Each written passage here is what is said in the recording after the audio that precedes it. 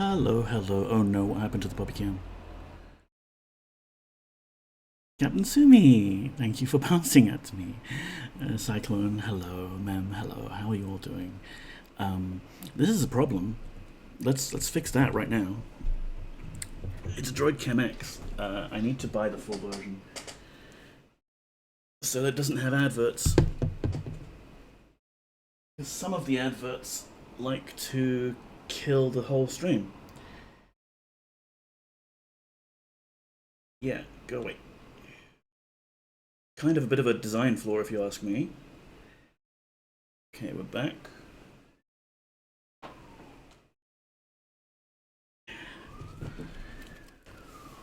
There we are.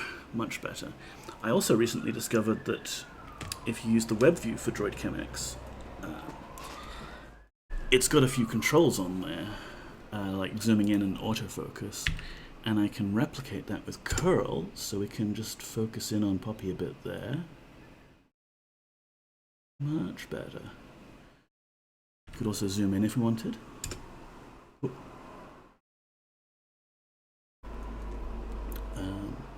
So yes, hello. I'm a bit out of sorts because things were broken just as I started.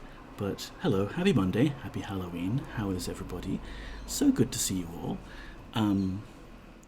Let's just throw out some shout-outs just right off the bat. Mela,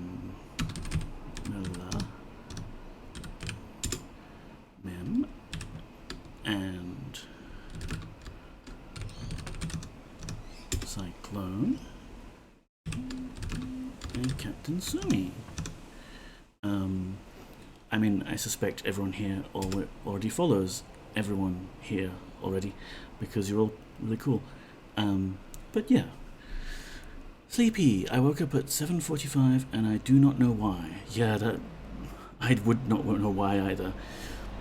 I've been very sleepy all day. Like seriously, like I slept in a bit till 9:30, got up, fed the cat, then I napped. I napped until about 1. I got up, tried to do things, went back to having a nap. Got up at about 4. So yeah, my day's been extremely weird. I've had dinner and that's about it. That's the list of my accomplishments for today, having dinner. But one thing we can do is stream. We can stream cool, cozy DOS Ultima games. It would be nice. Let me just respond to someone here on the WeChat.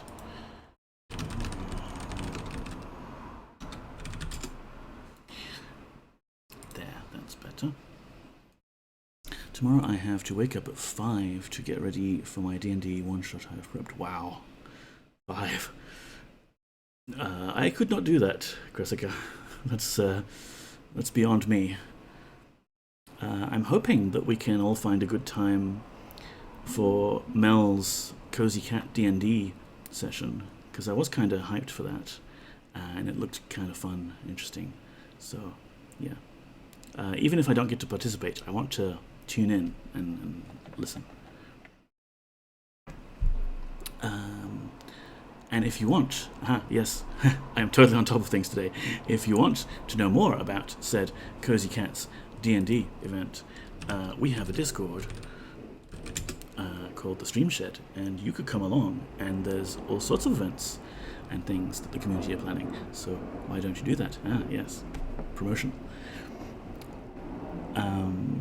Let's let up the game, I think, because I'm extremely not awake altogether today, much like every day. Great transition. Thank you, Sumi. But one thing I can do is just like play the game and oh no, Poppy's cut off a bit there. Let's zoom out. I might make this into a command. There we go. We go one level out. Yeah, and you can see a cute face. That's right, we're talking about you. We're talking about you, cutie.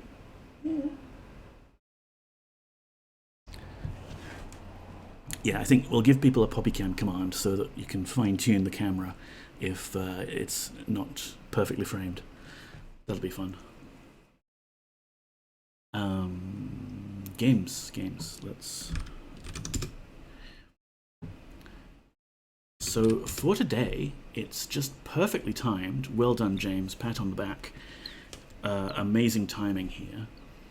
We've gotten up to the point in the main quest. Let me capture the... Well, actually, if we start the game, it should capture automatically.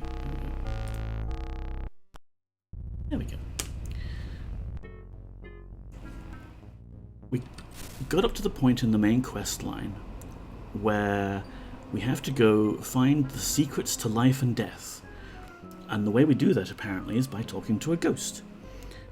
And sure enough, on this island of Scarbray, there's nothing but ghosts. And we can find this person and talk to them. And I'm sure he'll just give us the answers to life and death, just like, here you go. Thanks, we'll go back to Alagna. We can hand over the secret to him. He'll give us the notebook that we need to give to the Wisps. The Wisps will give us the secret to reaching the Time Lord, and then finally we'll actually know what's going on in this game. Yes. So here's Scarbray. We talked briefly to this ghost here, Mistress Mordra. Greetings once again, poggers. And she's a fun one. She lifts up her arms, and in one of them you see an Ankh. Words which you vaguely recognize flow from her lips, and the Ankh glows brightly. She stops chanting, and the Ankh dims.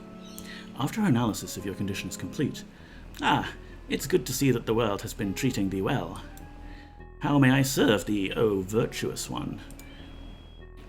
She's taking the piss a bit, but she's a nice character, and she's, the spell person on this island. Goodbye, young poggers. Take care of thyself, but should ill before thee, I hope that thou wilt come back here and let me minister to thine ailments. Hey Carlfish, how are you doing? I'm giving you a shout out as well, because Carlfish has recently started streaming as well on Wednesdays, playing some StarCraft, and it's super fun. She smiles kindly as you leave. So the TLDR backstory here is that there was a bit of a lich problem here on Scarbray, and the townsfolk came up with a solution that Mistress Mordra here provided to the mayor to pass on to the alchemy, like the potion maker. And there was a bit of a miscommunication, and the amount of mandrake root in the potion was 10 times what it was supposed to be. And as a result, the entire island burst into flames. Whoops. The alchemist thus blames himself for killing the entire population. And he's the tortured one that we need to go see. Even though it was the mayor's fault that that happened. And everyone is still stuck as ghosts because of the evil magic of the Lich. Maybe we can fix things up a bit for them. I'm very tempted to take all of these reagents and things. That potion is plot critical. Here we've got a book that we picked up on the Isle of Fire already, Artifacts of Darkness by Mordra Morglin. And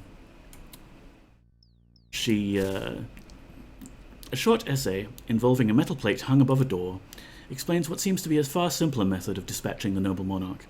She's got it in for Lord British, and has a means of killing him. She's got a crystal ball, and I think it's attuned to our Lich friend, so let's have a look. Yeah, this is where he's doing his evil secret rituals. And I think I must have taken a break last time, and we can see that Jana and Spark... Oh, Spark has just recovered and he's moved to us. Because he has 1 hit point.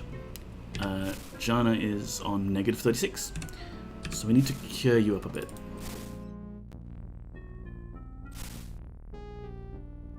Also, I'm wondering if... I'm not really using this Magebane sword much, because I have the Blackrock sword now. Maybe we give it to Sentry, so that he can bane some mages. So let's heal you. And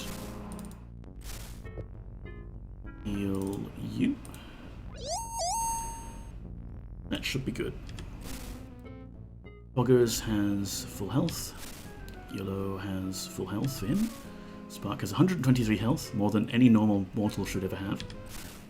Actually, that's probably a bit dangerous for Spark, because 127 is as high as he'll go, and then he'll go back to negative 128. Jana is on a much healthier 83 hit points, and Sentry is on 22. But we'll just wing it. We have healing spells. Oh, how rude. This gate closed in front of me. Got a graveyard here. We could take time to read every one of these gravestones. I'm pretty sure they're all unique. Let's see. Is that L? No, that's K? Craig. Craig K was delivered. And I think a lot of these are references to the developers. M.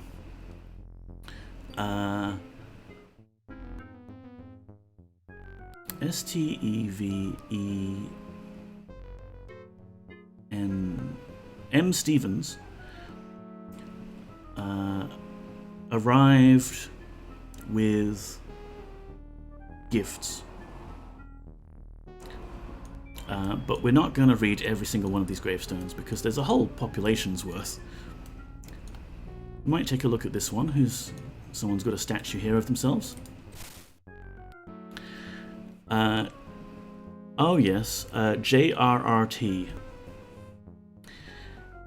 A great man, a great writer. So this is a tribute to J.R.R. Tolkien, of which early Ultima games shamelessly plagiarized his work with character classes being bobbits rather than hobbits and so on and so forth. Oh, and suddenly the entire party is ravenous. Okay. Let's take a little picnic break here in the graveyard. Eat some slabs of raw beef, as we do.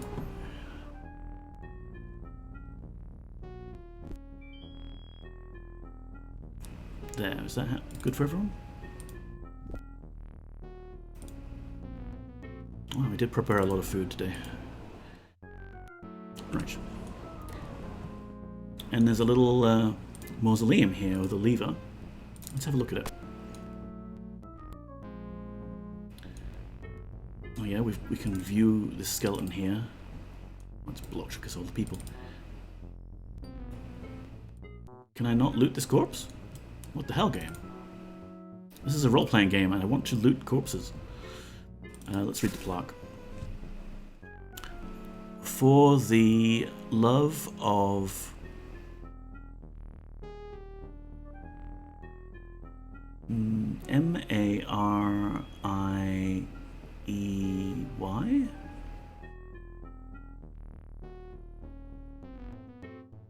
Oh, that's N. Marnie. For the love of Marnie. There is a ring there. Ring of invisibility. Might as well yoink that. Oh, can I reach the corpse now? I can. But it's just got an arc in it.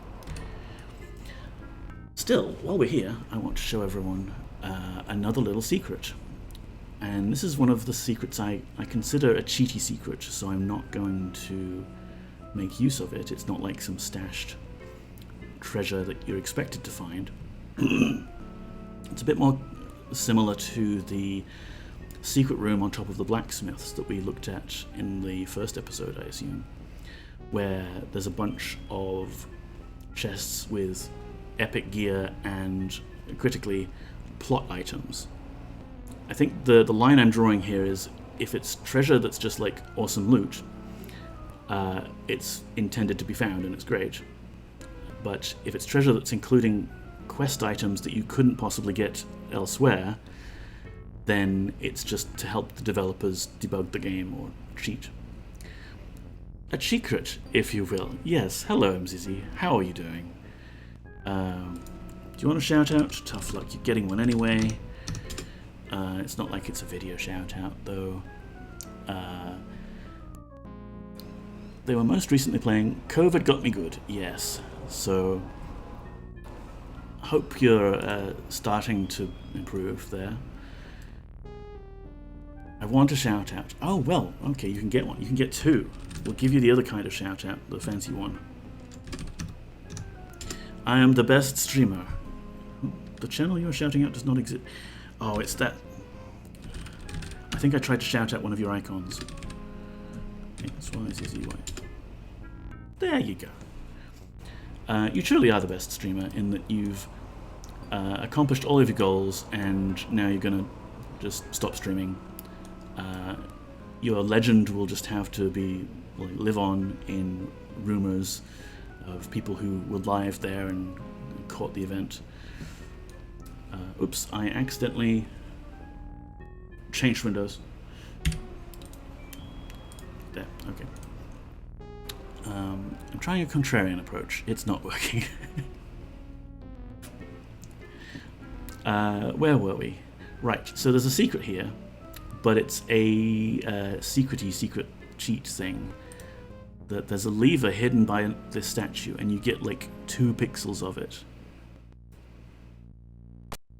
But if we flick it, you can go into this side door, and oh my goodness, I have too many party members. No, come on, everyone out.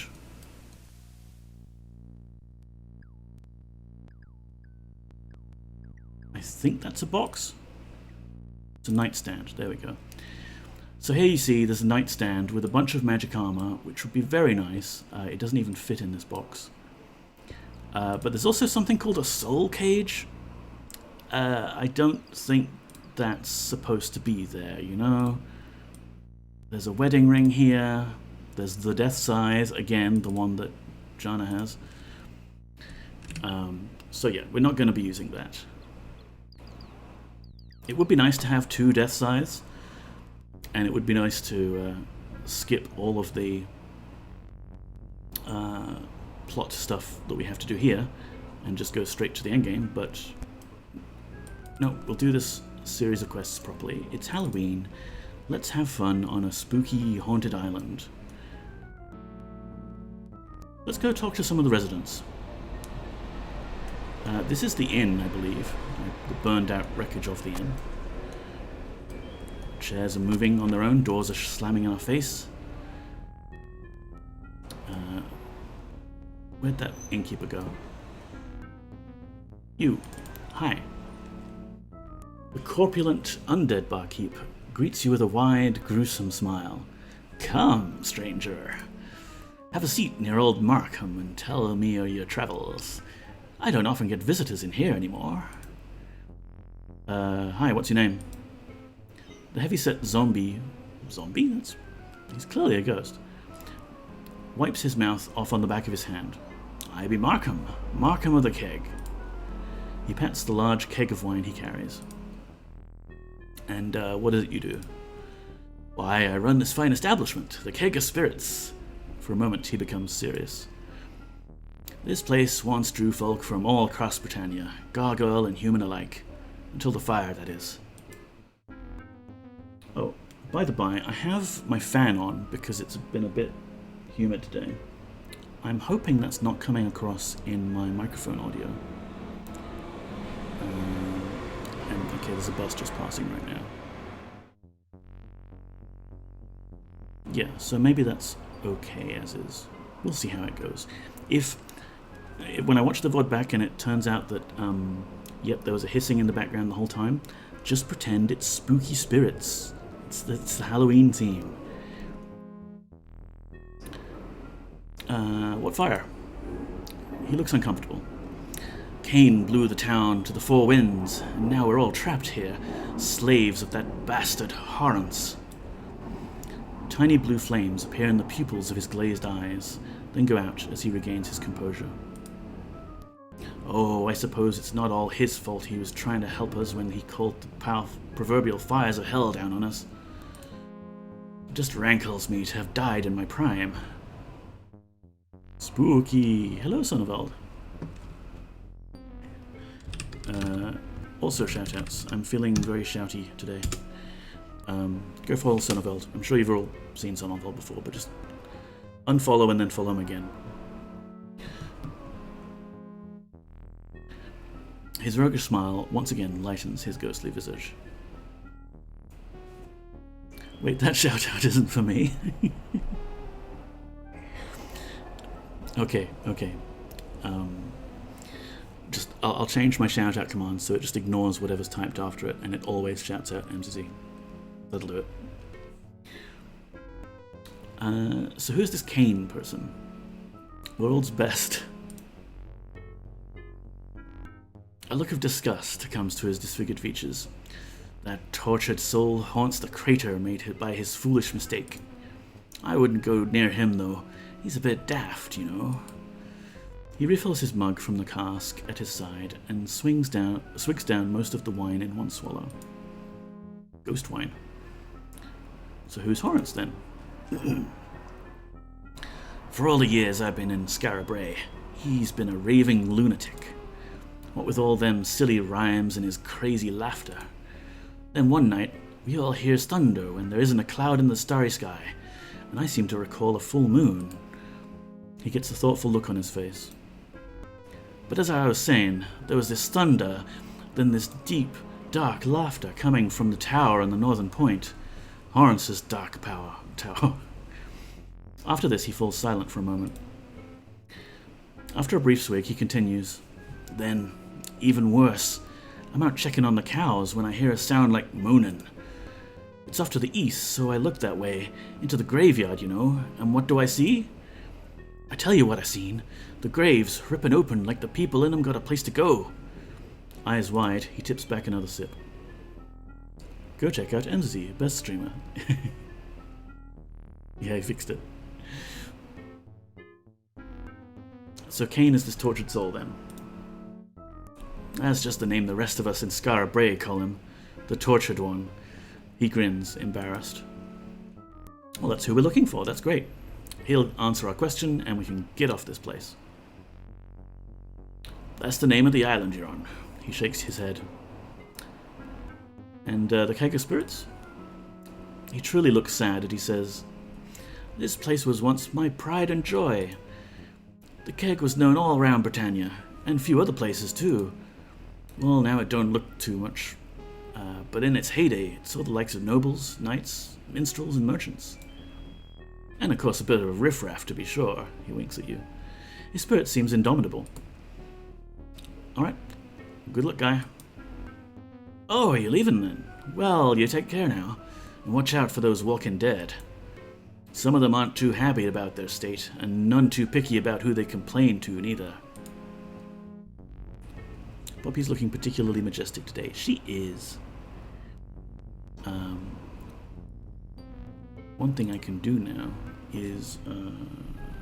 wait, no, it's in the other terminal.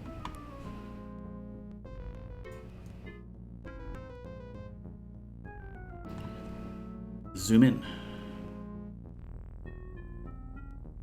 Hello, zoom in.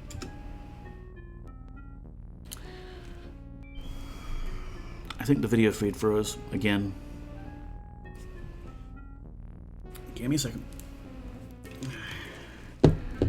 Let's have a look at the cat. We need to make sure this cat feed is live.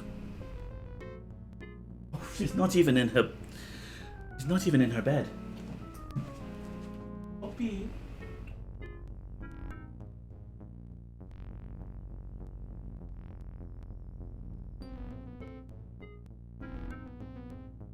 Where's their popping cat?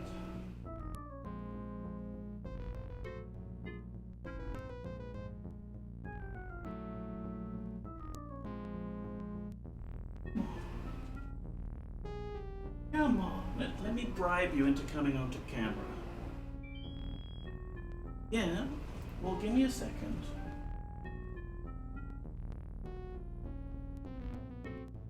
She doesn't seem to appreciate that I have to stream today, and she has to be on stream. Otherwise, what's the point? Alright.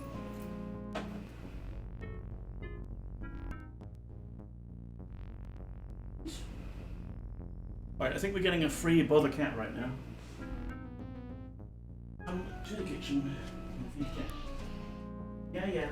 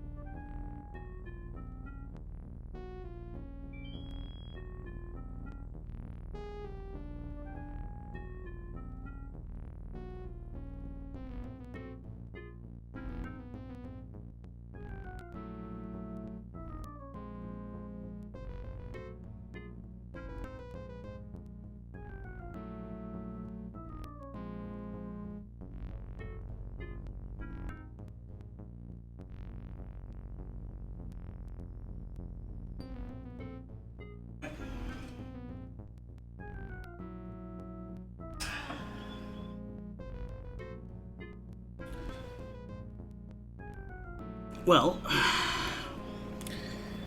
I have no idea if she's going to go back to my jacket, her bed. But she's had a bit of a nibble at some more biscuits, so let's see what she does next. We haven't been killed in the game yet, so that's good. Safe in the inn. We'll just have to see what she does.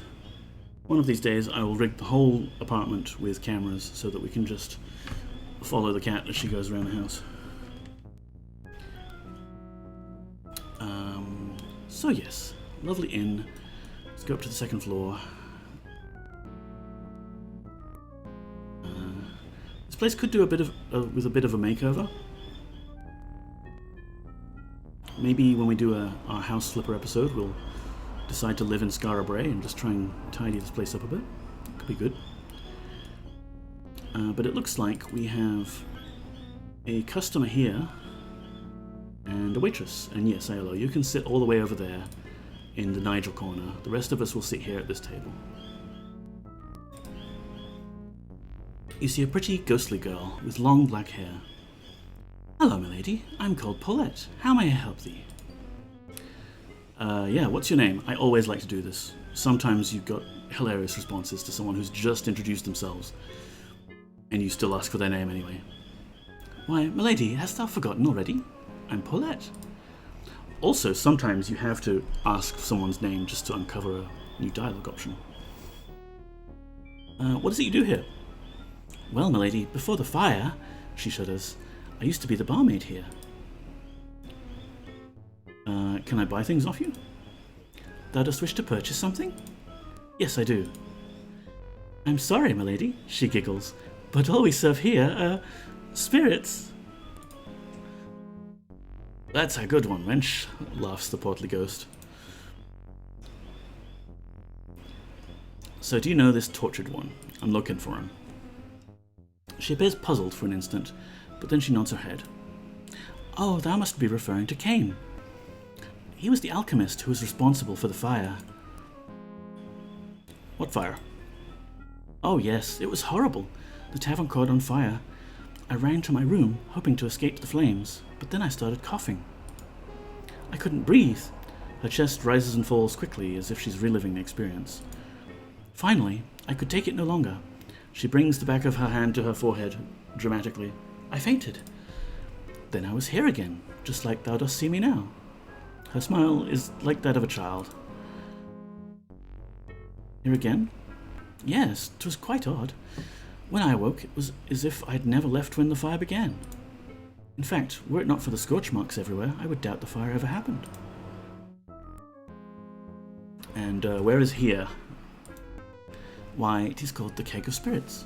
It's a fine name for a tavern. Dost thou not agree? She smiles coyly. Wait, there was another dialogue option. I've lost a dialogue option there and I forgot what it was. Okay, that's fine. Goodbye. Goodbye, milady. The pretty ghost turns away. And here we have some patron of this bar. So, who are you? The pale-looking ghost turns in your direction and gives you a wan smile. Hello. Could it be that we have met somewhere before, milady? You see recognition in his eyes, then it fades. Forgive me, he shakes his head, then smiles. I am the Shade of Quentin. What's your name? I'm called Quentin, milady. And you're a Shade. My story is a long and sad one. I hope thou hast some time. He appears thoughtful for a moment, and then begins. Oh dear, should I drink some water?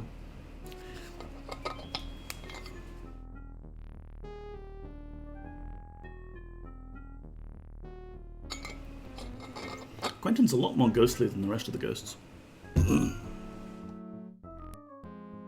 When I was a young man, I met a lovely woman by the name of Gwen.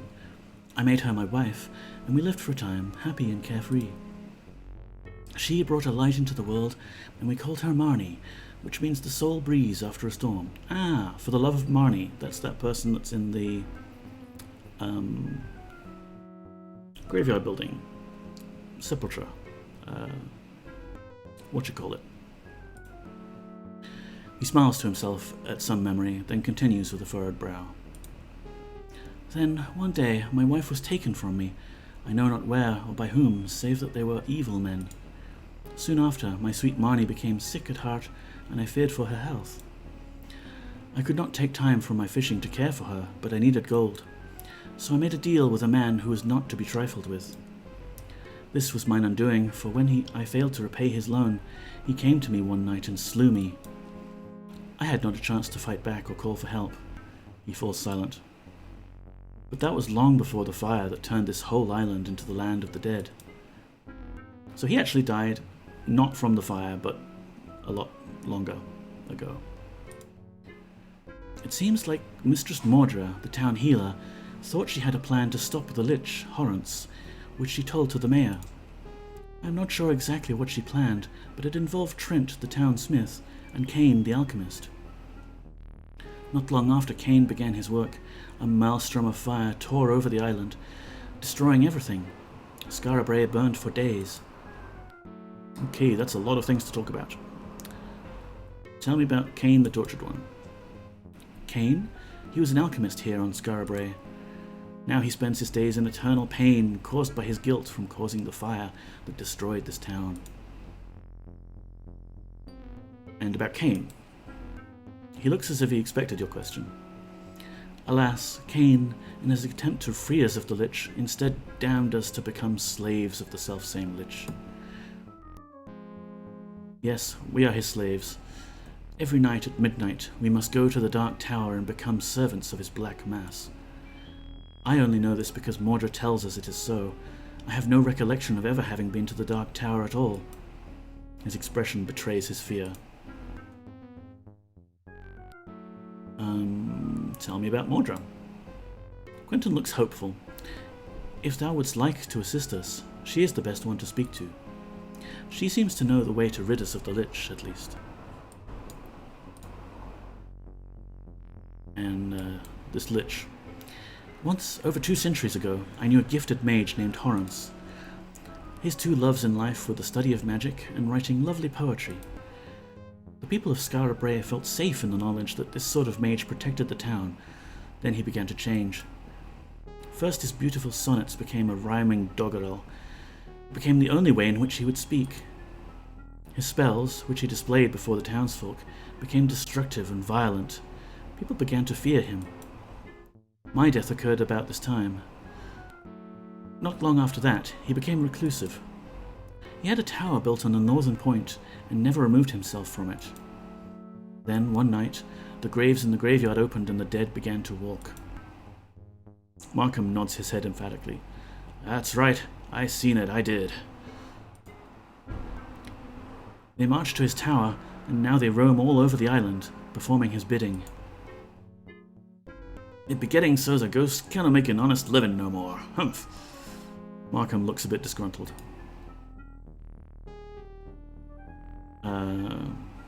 Tell me about your daughter. After I was murdered, my good friend Ural cared for her as his own. He tried his best, but her sickness only worsened. After several months, she weakened and died. He stops here, tears filling his ghostly eyes, and then angrily he says, And now her spirit is held by Horrence the Lich. Thou must rescue her from that foul beast. He attempts to grab you, but his hands pass through without resistance. Now, Quen, settle down. Markham moves closer to you and whispers, Forgive him, my lady. He sometimes loses control like this when he talks about his daughter. Sure, and you can understand, though. What do you think about the mayor? The mayor... Quentin selects his words carefully. Well, he believes that discretion is the better part of valor. So he may be able to offer thee some aid, but thou art likely first to need to convince him that thou art not here to hurt him. And Trent, the blacksmith? Ah, the poor man knows the spirit-wrenching feeling of loss almost as well as I. His wife, Rowena, was killed by the walking dead, and Mistress Mordra claims that she saw her sitting on the throne next to the Lich's own. I believe this has driven Trent somewhat mad. He works night and day upon some oddly formed cage. Strange, though, he never seems to finish it. He does not seem to recall that he died in the fire either, but a great hatred for Horrence still burns in his heart. Cool. Okay, we've learned a lot about the island. And what is it you do for your occupation, Shade? He smiles at your question. I once roamed the sea for days at a time, gathering mine harvest of fish. Okay, fisherman. Bye. Goodbye, milady. He turns back to his conversation with Markham. So it seems to be that the two important people that we need to talk to are the Tortured One and this Trent fellow, the blacksmith. So let's wander around and see if we can find them.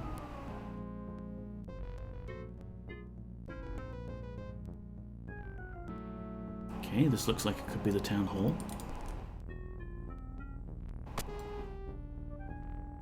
I think that must be the mayor. The trick with, if we do House Flipper on this area is that these walls that are all crumbled, we're not going to be able to remove them or change them in any way. So the best we can do really is clean up some of the dirt.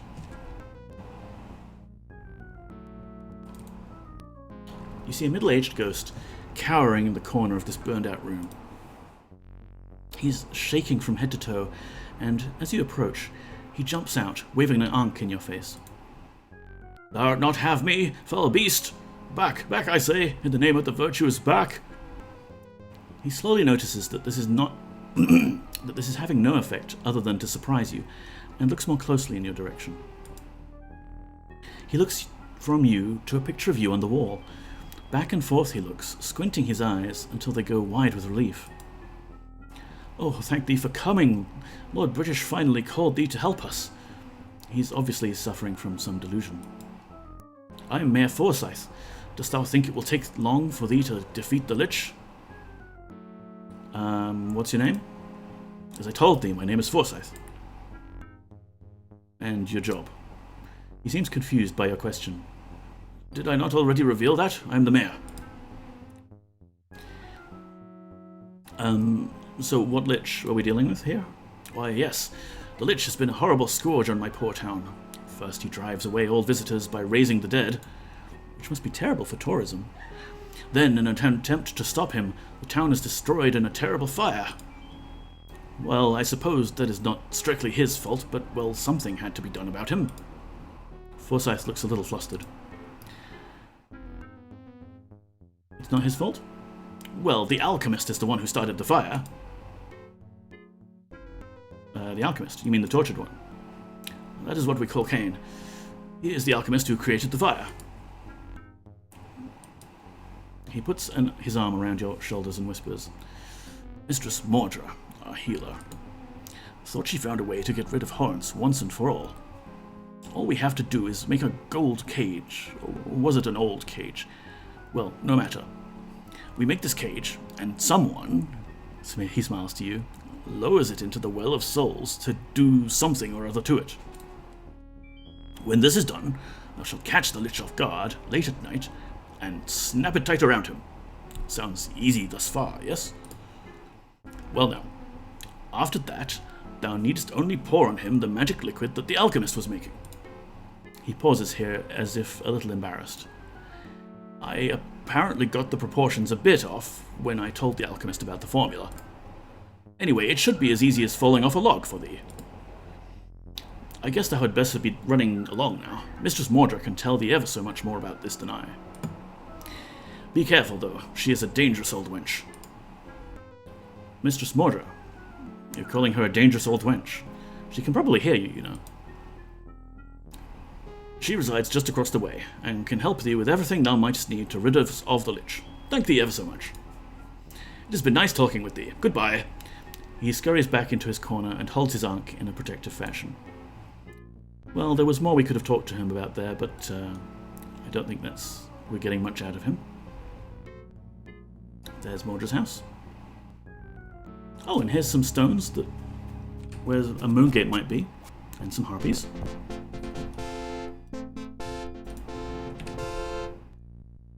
The moongate for Skara Brae is, I guess, not on Skara Brae anymore, but it's actually been moved, maybe, to near the ferry. Hey, there's a tree that's green here. Not bad. It's got all this weird yellow sap at the bottom. We're kind of wandering off the beaten path here. It's pretty much just decayed trees that look like they're trying to reach out to you, and random stones. Just anything that can block... Whoop, more harpies.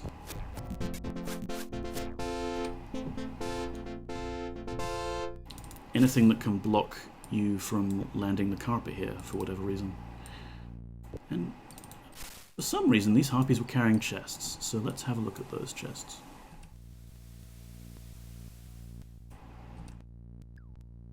In here, we have 4 gold coins. Wow. Which Jana cannot pick up. Can anyone pick this up? I wish to have gold. There we go. And these other 2 chests, they might be trapped, but let's just have a look anyway. Unlocked, nice. So unlocked. Yeah, the harpies are not particularly rich. I'm honestly surprised that they carry around 7 gold coins in a huge locked chest anyway, but game mechanics, never mind. So here's another building, and it's the blacksmith.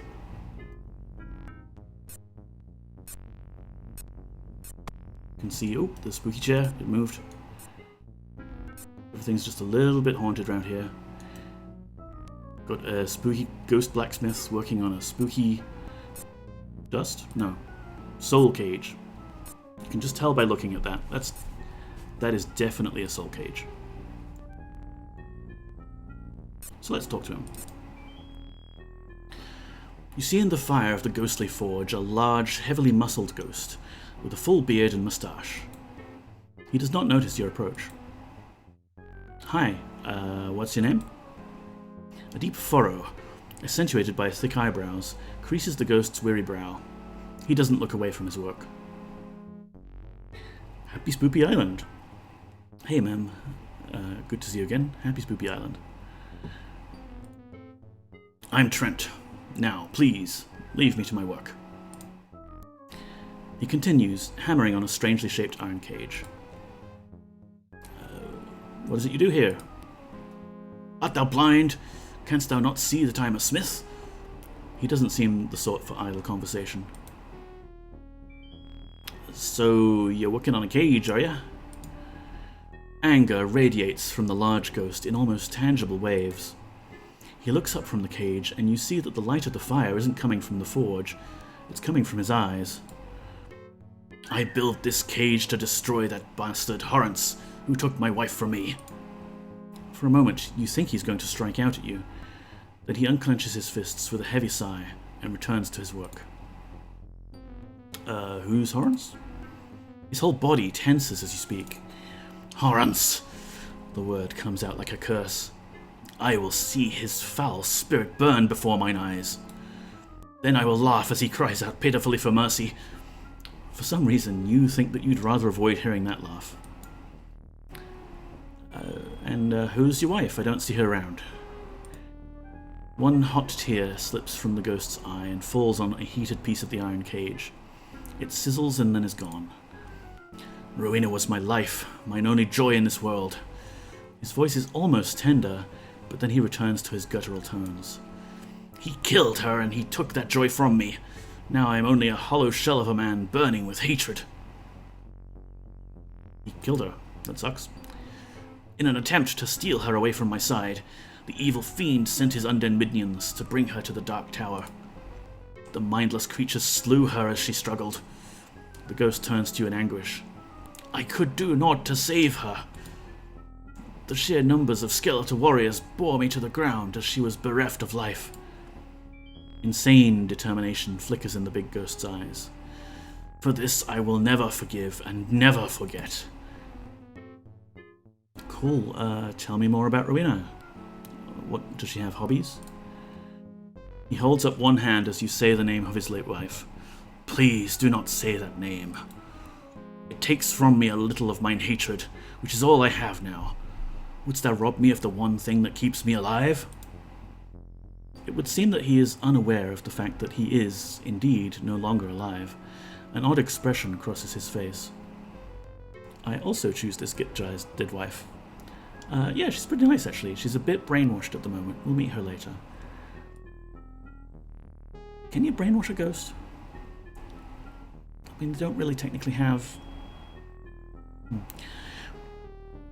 I gave her a music box for our wedding, and now it is all I have left to remember her by. His tone changes. Do thou see what thou hast done? I cannot work when I think of her. He returns to his work with renewed passion. Ghost brainwash. You notice the music box he spoke of sitting nearby. Bye!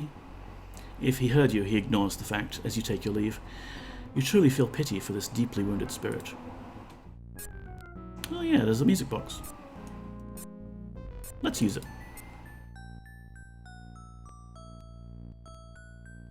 So this is the last thing he has to remember his wife by.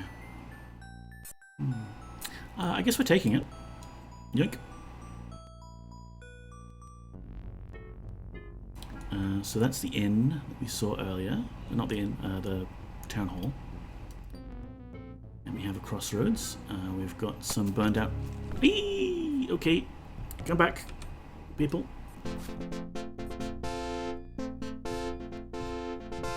So everyone got very spooked by this tree, which was shooting lightning at us.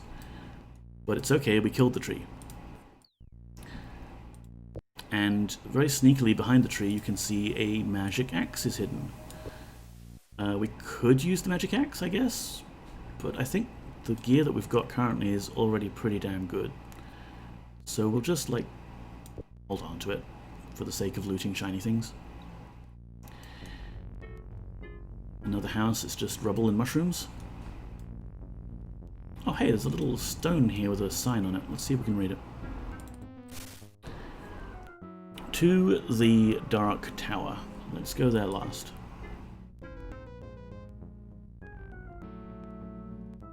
That's the inn. Not the inn. I keep calling the town hall the inn. Here we go. You must be Cain, the tortured one. And this is your alchemy shop. Now, if I was going to house flip any house here on the island, I think it might be this one. Because look at this. We've got a cool top level area. We could have like a little garden table and chairs out here. And this is one of the houses that still has a roof, and most of the walls seem relatively intact, so yeah, I could live here. Let's talk to the current occupant, though.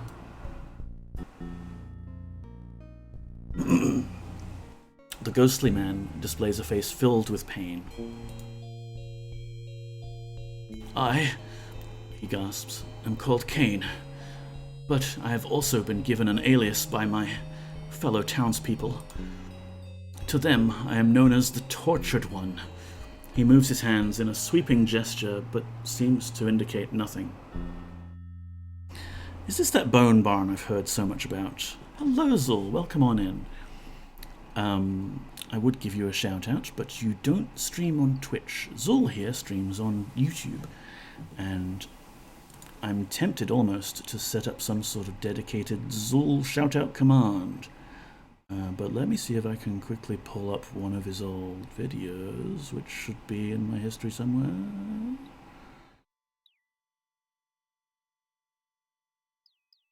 Oh, come on, YouTube.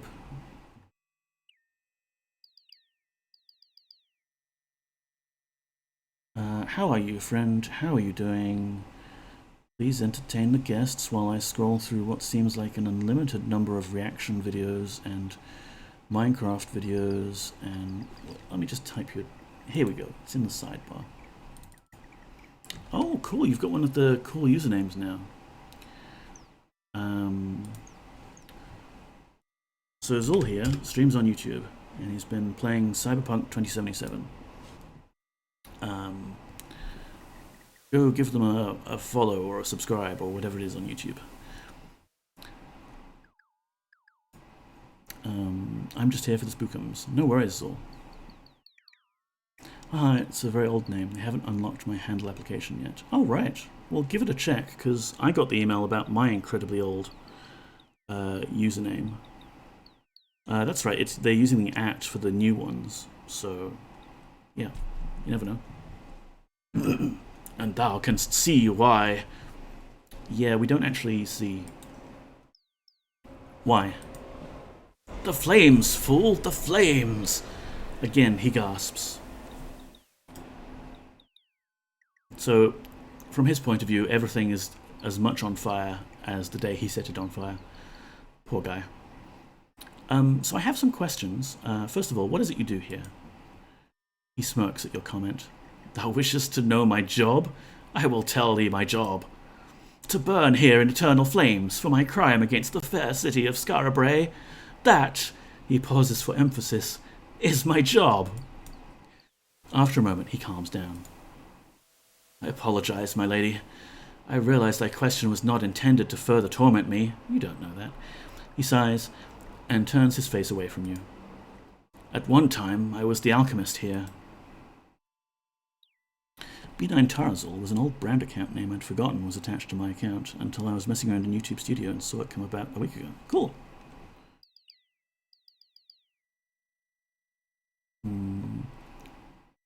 So about these flames. He looks down at the ground, a remorseful expression on his face. The flames are my punishment. Years ago, when the evil Lich first exerted his reign of death over Scarabray, the healer, Mordra, conceived of a plan to remove the creature most foul. She designed a concoction that would destroy the magical bonds that form the Lich. The formula was presented to our mayor, who passed it on to me. But, he scowls, something went wrong when I was preparing the potion. The proportions were mixed improperly, or I don't know. He shouts, fists clenched. Fists clenched. All I remember is the shop exploding and the fire. The fire! All those people dead. Because of me. Because of my mistake. Well, actually, it was the mayor. Forsyth is the mayor. Perhaps thou canst find him in the town hall, shouldst thou wish to speak with him. And, yeah, what about the town? It's a pretty nice place, honestly. It was a thriving town. Before I destroyed it. His jaw tightens and his face clenches. Why? Why? Why? Why? He again gasps in agony, but quickly regains control. Why? There were so many innocent people, he says, staring directly at you. I cannot believe I am responsible for all their deaths. Well, good news, you're not really. Thou wishest to know whom I killed? I can only assume that all perished in the blaze. Markham and his barmaid, Paulette, Trent and Forsyth, and of course, Mordred the healer. Okay, we can ask about Trent. He was, the blacksmith. Mine one consolation lay with him, for I thought there would be at least one advantage to his death.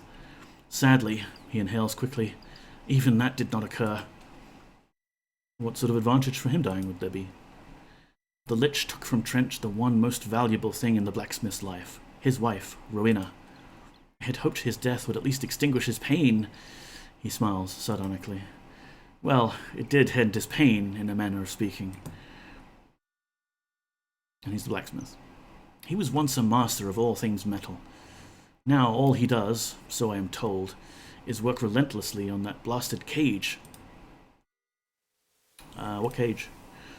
I know nothing about it, other than that it was necessary to put the Lich in it before my potion could work on him. So close to live download Command & Conquer Generals. Jolted so close, yet still so far. Cool, Cyclone. Maybe you want to stream that sometime. I remember playing... You know what? I think I only ever had the shareware version of it. Of the original Command & Conquer. But good fun. Tell me about Rowena. She was all he lived for. When the Lich tried to take her from him, he was consumed by the emptiness of her death. But after his own demise, he stares directly at you, his bitter feelings soured even further. I suspect there is no reasoning with him now. Oh, totally a game I mastered in young age. Of course. I myself only really played a bit of StarCraft in terms of RTS, and even then that was with my friend in the computer science labs. He would let me build my base up a little bit before he completely decimated me with like Yamato starships. I just like building bases. I can't handle the whole real-time strategy aspect of it. Reasoning. I doubt he would believe even his own death, let alone care. And the end? The pain is gone, but only to be replaced by his obsessive anger. The poor fool does not even realize he is dead. He thrives on his anger.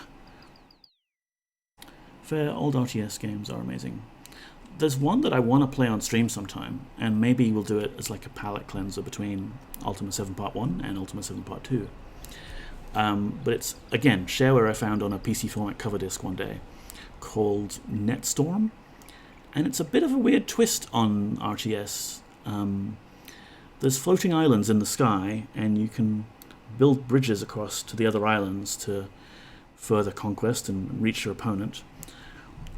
But you don't get direct control over what bridge pieces you get to place. It's almost like Tetris. So like the next bridge piece you've got is a T-junction, so you just kind of roll with it and build like that. It's kind of interesting.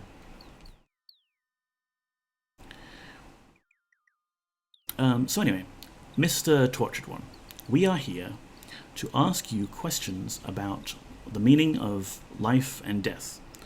Hopefully you can just give us the answers, and we'll be on our way. Netstorm Islands at War. Yeah, my pops told me about it. The ghost looks at you with a hint of amusement. Thou art looking for the answers to the questions of life and death? Yes. The Tortured One looks hard at you. After a pause, he speaks. I will tell thee what I know, if thou dost agree to help me. Free me. Free all of us. Free us from the evil Lich. Here we go, another side quest. He is an evil spirit who inhabits poor dead Horace's body. He has a hold on every being in this town, even me. He sucks the life forces, the little that remain, from our souls. Please, thou must free us from his power. Wilt thou try? Well, I'm the Avatar, it's kind of what I do, yeah, sure. much like, you know, Legend of Zelda games, saying no is always an option there, but it's typically just like, oh, screw you, buddy, fine. And then you come back and you say, fine, I accept the quest, and then it happens. It's just there as an option in case you feel like being an asshole today. The tortured one's eyes brighten somewhat as he sees the light at the end of a long, dark tunnel. The now has given me hope. To begin, speak with Mistress Mordra. She can tell thee how to accomplish this feat. Okay, bye. Goodbye, milady. He suppresses a pained scream as you depart. Naturally.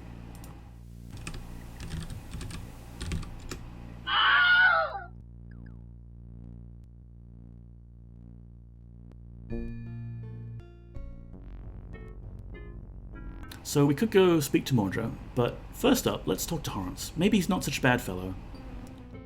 Let's hear both sides of the story here. Maybe this evil lich isn't so evil after all. You know, it's just a bit of a dispute. Who's attacking me? Combat music, but no... nothing? Okay. So here's Horrence's tower. Right, it's this skeleton. Give it a killing, please.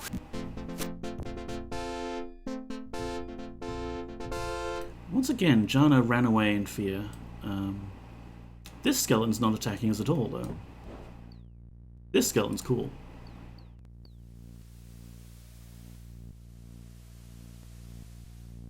I think, if I remember rightly... Turn on the number display. No, that's just a randomly generated skeleton. Okay. I think there's a few in the game, if I remember right, that have a NPC ID less than 255. Meaning they are basically a tracked NPC that can have a business schedule and things like that. Going to lurk here, dinner's ready and it's leftover roast lamb. Delicious, Zul. Enjoy. Thank you for the lurk. So Horrence's tower here.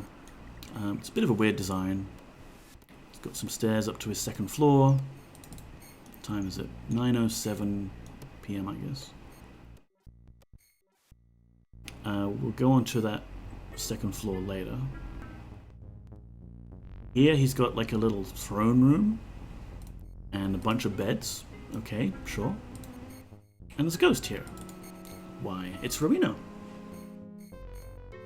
You see a ghostly lady wearing a long black gown. Something is a bit strange about the way she looks, but you can't quite place it. Well, she's a ghost, for starters. After a pause, she says, "Greetings, milady. I am Rowena, lady of this wondrous tower." She gestures around the room, indicating the mouldering walls and cobwebbed rafters. "And what's your name?" "I'm called Rowena." "And what is it you do?" She stares blankly for a second, then, as if on cue, "I am the mistress of the tower. I tend to my Lord Horrence's needs and keep our place looking respectable." It would appear that she's been falling behind in the latter duty. It's a pretty nice tower. After a moment, "This is a lovely tower, dost thou not agree?" Before you can answer, she continues, "Dost thou see all the lovely rays of light playing across the flagstones on the floor? Water sparkles in the fountain. This is truly a beautiful place in which to live." Her eyes fix upon the floor. "And your Lord Horrence, he treats you well?" She blinks once, then, "Horrence, what a wonderful name. He found me lost and lonely and brought me here to be a lady. Is he not truly the most magnificent of lords?" "Okay, bye." She pauses. "Goodbye, my lady. I hope thou hast enjoyed thy visit to our glorious tower. Please return whenever thou wishest." You feel as if you've been speaking to a statue.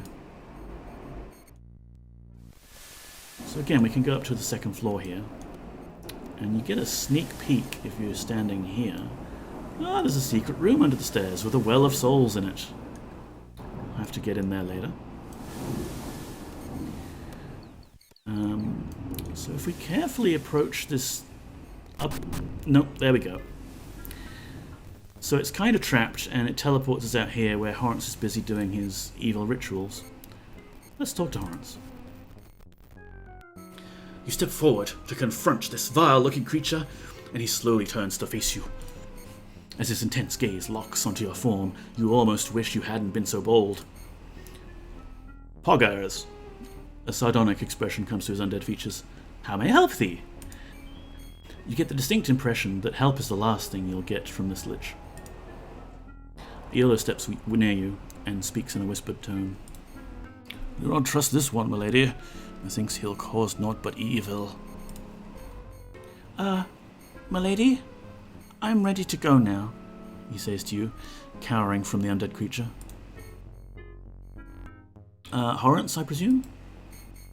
The lich's dry features take on a haughty appearance. Thou mayest call me Lord Horrence. It would only be prudent, as I shall one day rule all of Britannia. Surprised, Avatar? Come now, surely thou dost not think that Lord British will stand in my way. I know how to deal with his ilk. Lord Horrence, you say? It's good to hear such obeisance from the Avatar. Perhaps thou wilt have a place in my new order. The lich looks at you with an expression somewhere between malice and humour.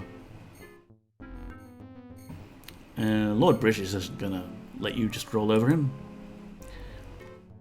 Evil is a mild word for the sneer that appears on the lich's cracked lips. It's recently come to my attention that a certain ore found in the Britannian surface can, if fashioned properly, become the bane of the vaunted Lord British. I know this ore, and have used it before for other purposes. I'll use it once again to destroy that so-called lord. Interesting.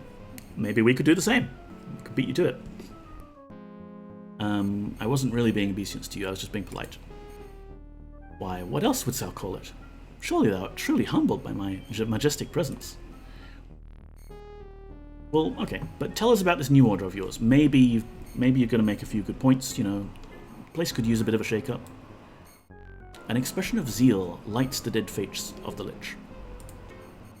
Yes, Poggers, the dead will rule. I will be their leader, and thou canst become an avatar to me over my dead body, or fine.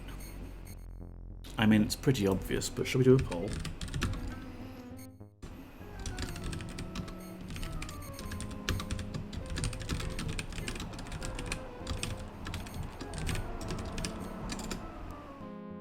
Oh, you can't do it in the chat?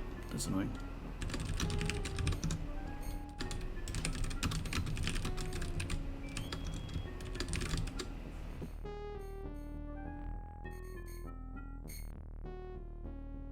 Quick polls up.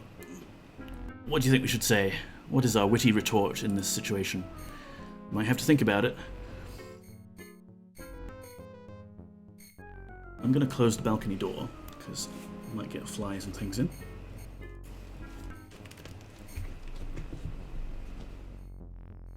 A copycat.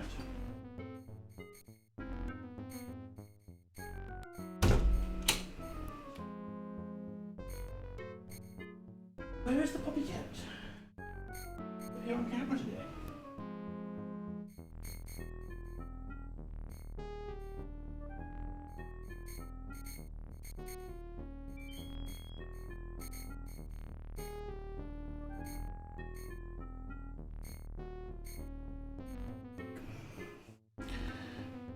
Actually, now I kind of want to know what fine does.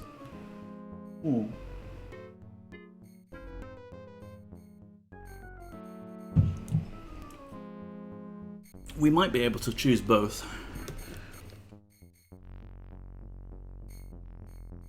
But it looks like Over My Dead Body wins, and we'll pick that one first. Yes, Poggers, the dead will rule. I will be their leader, and thou canst become an avatar to me. Over my dead body? Why, Poggers, I thought that was understood. It will be my pleasure to help thee enter the realm of the dead. Cool. What's this aura then? Now, Avatar, that would be revealing. Then I would have no secret from thee, would I? What other purposes could you use Blackrock for? He gestures at the walls of the tower. It served as an effective barrier against the ravaging effects of the disrupted ether.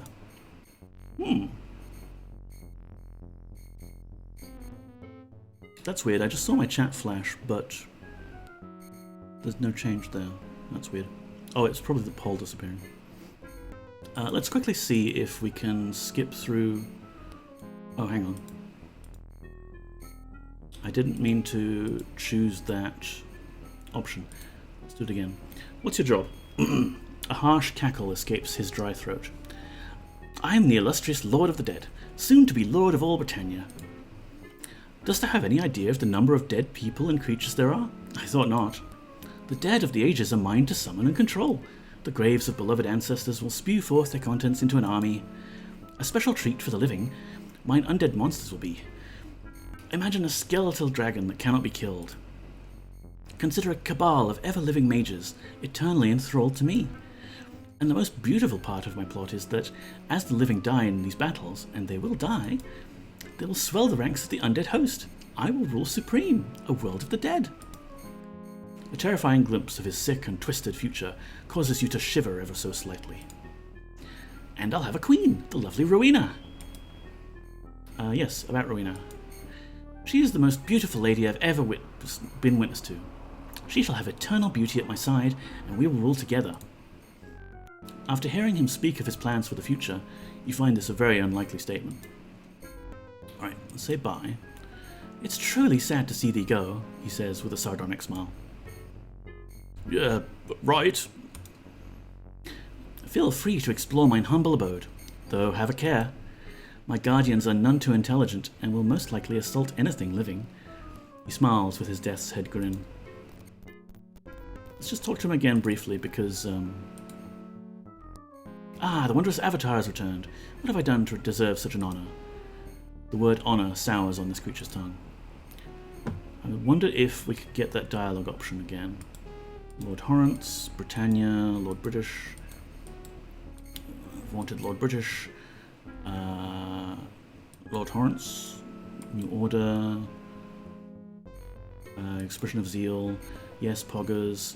The Dead will rule, I will become the leader and you can become an avatar to me. Okay, here we go, Sonneveld. Fine. Yes, I thought thou would see the wisdom of my vision. He looks at you like a cat toying with a mouse.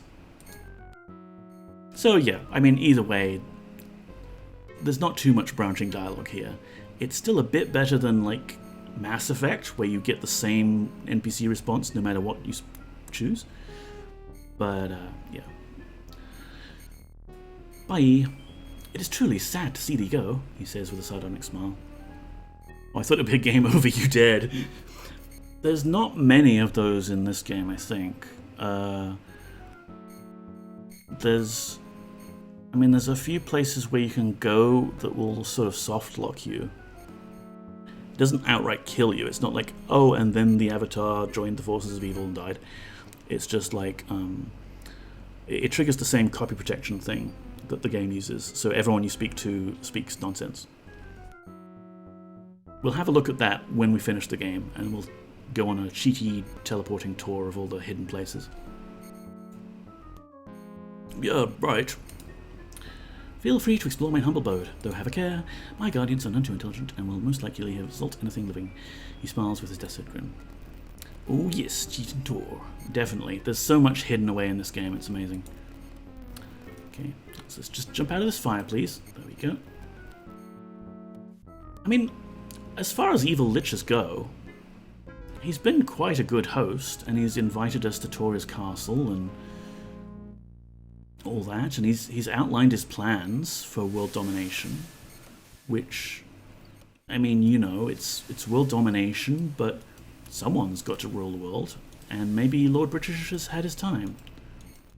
Okay, I think we've bypassed the teleport there. So here we have a crystal ball. Oh, would you look at that? So Horrence here has a crystal ball attuned to some sort of the Black Gate.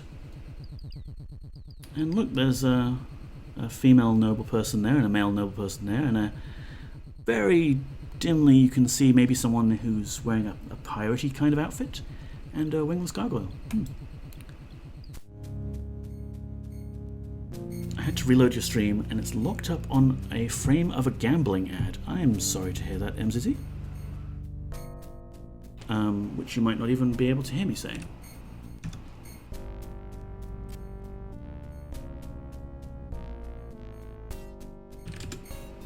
There we go. You're not TAB anymore. Thank goodness.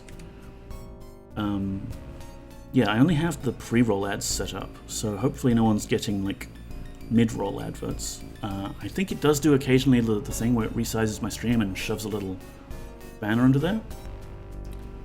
But hopefully it's minimally disruptive.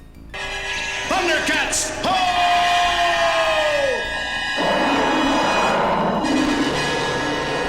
MXeasy just subscribed, you bloody legend. An anonymous user gifted a tier 1 sub to MXeasy.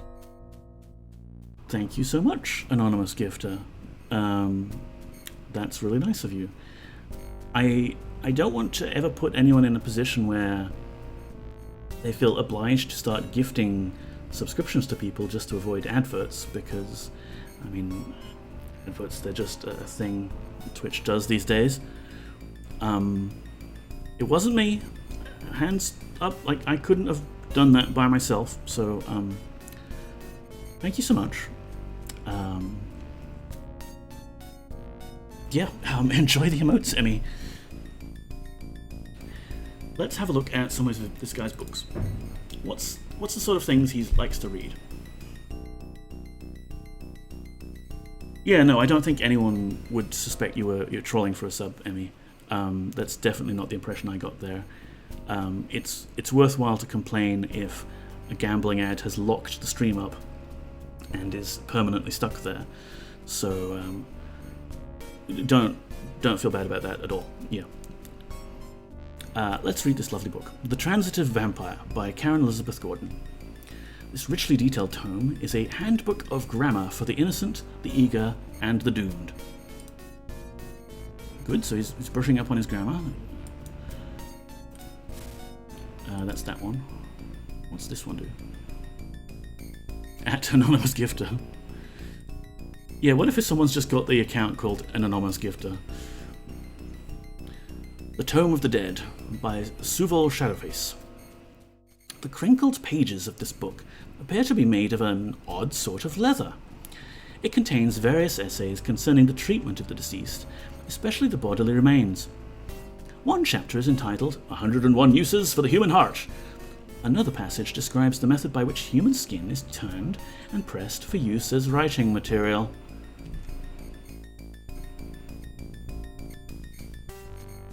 Can we skip the combat music somehow? Oh, I know how. Oh, but that would trigger something. Maybe if we walk over here, we can get rid of the... I'm assuming there's like a kraken in the waters somewhere. Well, let's see what this book is that he's got placed on this pedestal that's so important. The Black Compendium. Written by Mondane, with annotations by the Enchantress Minax and magical formulae by the Hellspawn Exodus. To extend one's life is a complicated procedure, taking years to complete. However, there is an additional side effect: invulnerability. I have broken this work down into chapters based on each individual ritual. It is very important that these steps are performed in the order presented. First, thou must procure 5 stones of the dust of crushed rubies. This must be mixed thoroughly with the ooze of a slime, enough to make the rubies into a thick paste. After thou hast created the paste, set it in an ivory jar and place the entire container in a bucket of olive oil for 3 years. The next step is to procure 10 newborn babies, none more than 6 days old. With a knife, cut from the bone of a harpy, thou must remove the blood from each newborn. To be kept fresh, the blood must be stored in an onyx flask, though a mixing of each baby's blood is quite permissible. Next, thou shalt seek out...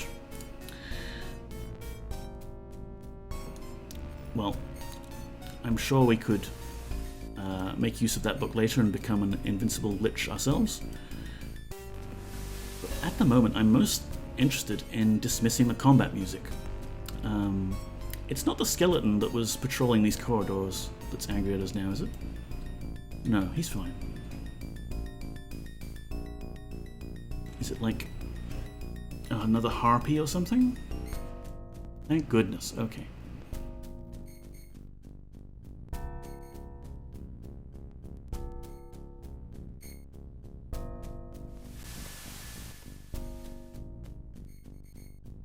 So now that we've triggered that teleport trap, we're okay. We can walk around here. He's also got on this shelf an empty vial. We might take that. Yoink. Black potion of invisibility. Sure. Yoink. And oh, what's that? It's a potion. We don't actually need this one, I think.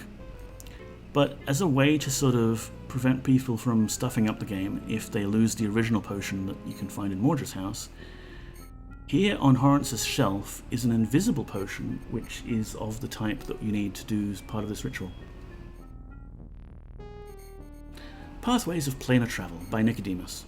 Herein are the many complex formulae necessary for travel between and through the many diverse planes of existence.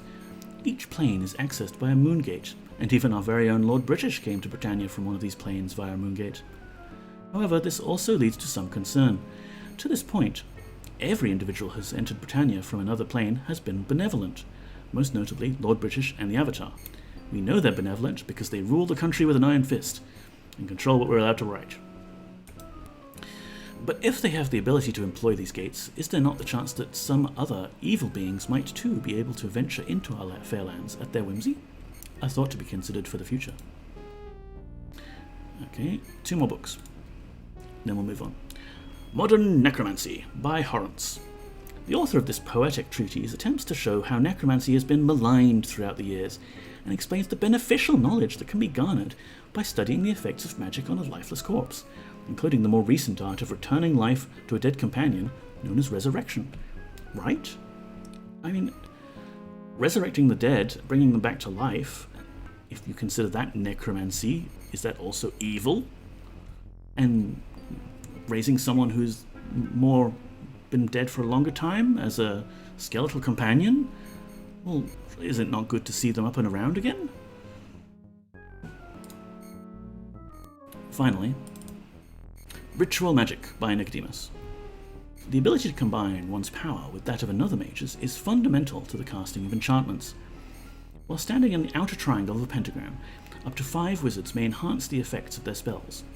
The bloodletting from either a goat, sheep, or cat, hey, 1 per mage, is necessary, in addition to the consumption of the secretion of a type 3 acid slug.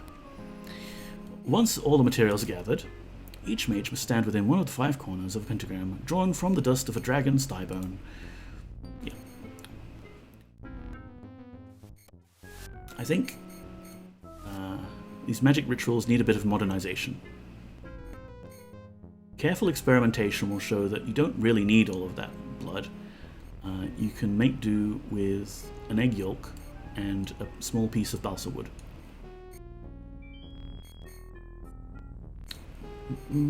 So, let's go talk to Mordra about what we need to do. I suspect we did talk to her about it last week. Oh, here we go. Bats. Why do you have bats in your house, Mordra? And what time is it? 11:33 p.m. Okay, we don't have long. In half an hour game time, all of the people here in the town will go and do this black mass that Mordra describes.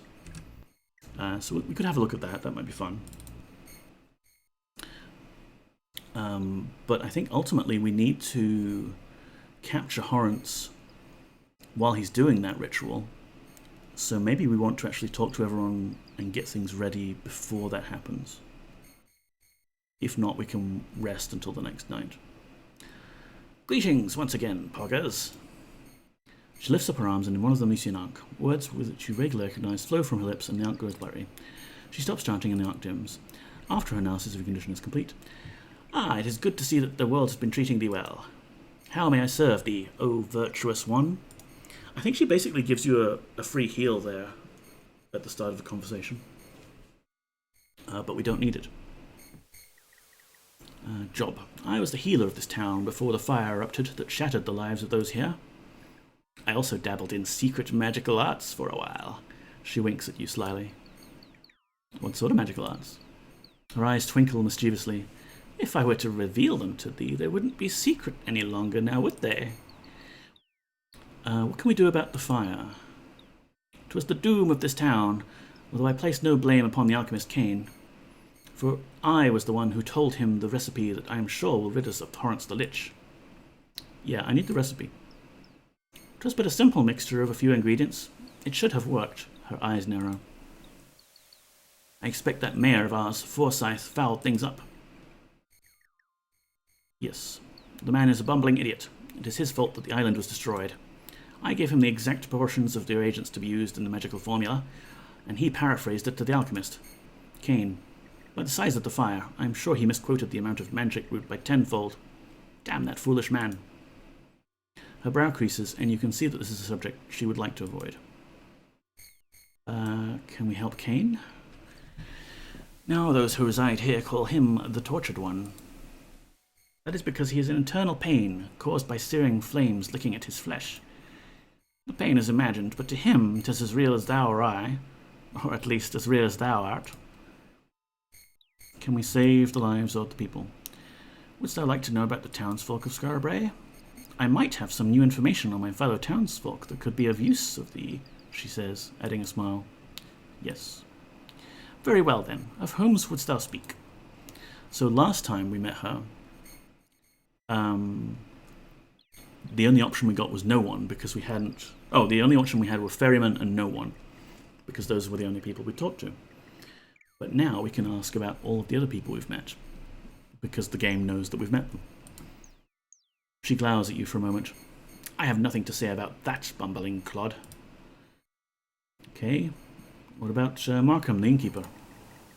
She gives you a cocked smile. That rascal opened one of the best pubs this side of Buccaneer's Den, or so he'd have thee believe. He's a bit rough around the edges, but he knows how to buy a good wine, that's for sure. And his taste in barmaids isn't half bad either. She wink. She wink. If thou hast met Paulette, thou dost know of what I speak. Yes, we have met Paulette. She's quite a lovely girl, although a bit childlike in outlook. Her father was not of this world, I believe. He spoke with an odd inflection, and his appearance was very unlike most of the people of Britannia. But then thou well knowest that many people of other worlds come to this land. I have even heard it rumoured that Lord British himself is an outworlder. Imagine that. A sly expression crosses her face. What can you tell me about Cain? He is a tortured spirit. He blames himself for the destruction of the town. In his delusion, he feels the flames of his death constantly. However, I believe his state gives him a certain purification and wisdom. It is said that he even knows the answers to life and death. She looks bemused. Regardless of that fact, it is from him that thou must get the magical concoction to destroy the Lich. However, I can give thee the list of ingredients. Yes, please, ingredients. If I tell thee, thou must be sure to get them right. Otherwise, what happened when I told that blasted mayor will happen again. And while we here in Scarabray have no more lives to lose, thou hast quite a valuable one. The ingredients necessary to dissolve the Lich are a potion of invisibility, a potion of curing, and 1 vial of the essence of mandrake. I have one somewhere in mine house. Remember, only 1 vial. Cool. What did you think about Horrence? He is the blasted Lich I was trying to destroy when the fire happened. Horrence the mage apparently decided one day that mortality was not something for him, so he began to research ways to avoid death. Finally, he came upon the formula required to make himself an immortal undead Lich. Unfortunately, this transformation, compounded with his already obsessive behavior, changed him into the evil thing that he is today. And 'tis his evil, black service, that commands us all. What sort of black service is that? Angrily, Mordra says, each night at the stroke of midnight, The spirits of Skara Brae travel to the Dark Tower and are used to infuse Horrence with power to continue his dark existence. None of the others are aware when this happens, but I feel it without being able to stop myself. The Dark Tower lies on the northwestern point of Skara Brae. There is something odd about its construction, for I find it very hard to penetrate with my magical senses. Within it, she says, thou wilt find the Well of Souls. The Well of Souls is a powerful artifact located at the back of the Dark Tower, from which the Lich draws his power. The souls of the dead are incarcerated there, doomed to torment of Horrence's all-consuming appetite. An expression of pain shows in her features. Alrighty. Tell me about Trent? Alas, I fear that his mind was broken by the loss of his wife, Rowena. He cannot break out of the hatred which consumes him. One day he will be spent, and his spirit will be lost forever. Perhaps Rowena would know of something that could help. But no, she herself is in need of assistance. Mordra shakes her head. Why is she in need of assistance? Thou must find a way to bring her out of the Lich's ensorcelment, even if only for a brief moment. I am positive she holds the key to restoring Trent to his former self.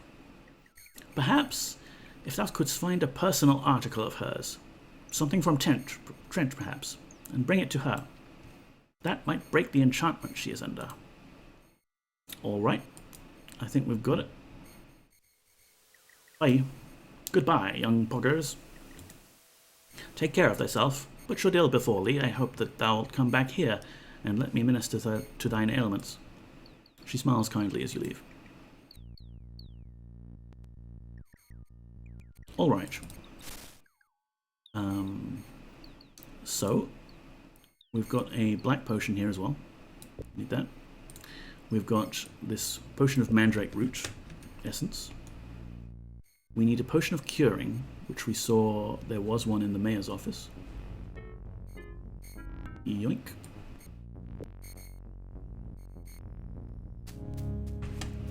Getting attacked by skeletons.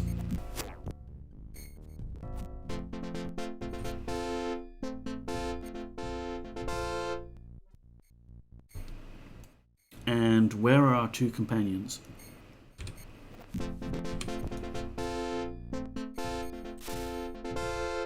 I think I know what's happened here. Remember at the start of the episode, we had... oh, there's a ghost. Hi.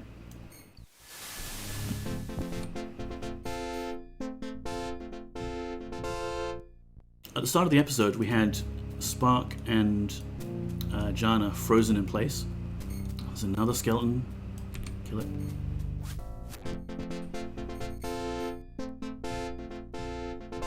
And now, sure enough, Spark and Jana frozen in place. Hi, skeleton. How are you? Oh, that's weird. There's a new potion there. I don't remember that ever happening before. Maybe it's with the higher patch version of the CD version that they introduced that to make sure you never lose one of those important mandrake root potions. Is the freezing a bug or part of the quest? It's a feature, Sonneveld. You see, when Mordra spoke to us, she did something that suggests she was checking to see if I was healthy or not, and if not, I believe she would have given me a heal. But I think technically what's happening here is she's giving me a heal no matter what. And technically what's happening here is she's giving the whole party a heal. She's healed everyone to full strength, which in Spark's case reduced him to negative something or other, and he's only just recovered. And in Jana's case has brought her to negative 33 hit points. She's been healing. It was negative 47, I think, earlier. So I need to manually heal them up, not to full, but just to like a little bit before they're able to walk again. That doesn't sound like full strength. Well, the problem is, Sonneveld, that the strength, like the actual attribute that determines how much you can carry and how hard you hit, is stored as an unsigned integer. 245. But hit points is stored as a signed integer. So if they get above 127 health, 128 health, they go all the way round to the negatives. It's fun. It's just because of the way we've exploited their health using the Silver Serpent Venom.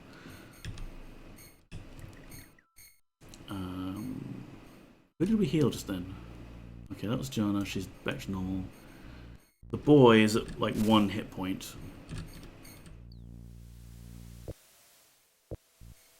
Yeah. Let's give him... We could give him a potion.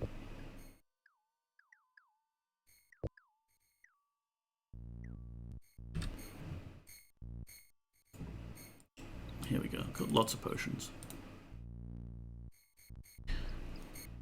Alright, so we've got the red, black, high skeleton potions that we needed. What time is it? Okay, it's actually after midnight, so I would have thought that Trent here would be doing Black Mass. But maybe he hasn't got the message. And Kane is the one we need to talk to actually do the potion. Yeah, Kane's not doing Black Mass, I guess. Greetings, milady. Kane breathes deeply, apparently forcing back his torment. Need the formula. Thou trustest me to tell thee the formula? After what I have done to this town? Art thou mad? I hope at least that thou hast checked with Mordra for the correct proportions, yes? Yes. He shakes his head in disbelief. Thou art truly insane, but... He shrugs. Thou hast nothing to lose but thine own life? Yes. And the life of my 4 companions. Give me the instructions. First, thou will need the 3 potions. Then thou must place each one just below a connecting tube. The order matters not. Take an empty vial, I should have one here in my lab, and set it below the nozzle. Then turn on the burner. After but a few minutes, the mixture will form, and the filled vial will be ready for thee. Cool. Goodbye, my lady. He suppresses a pained scream as you depart.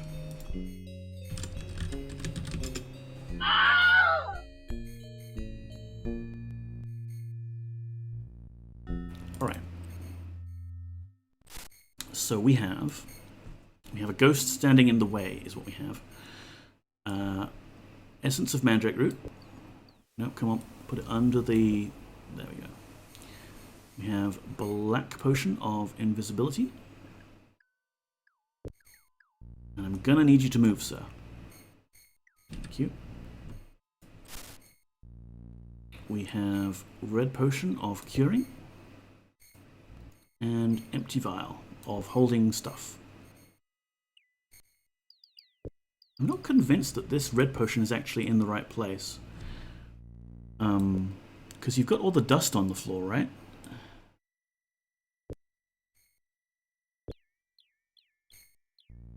It might have to be there, and we'll just hope that it works.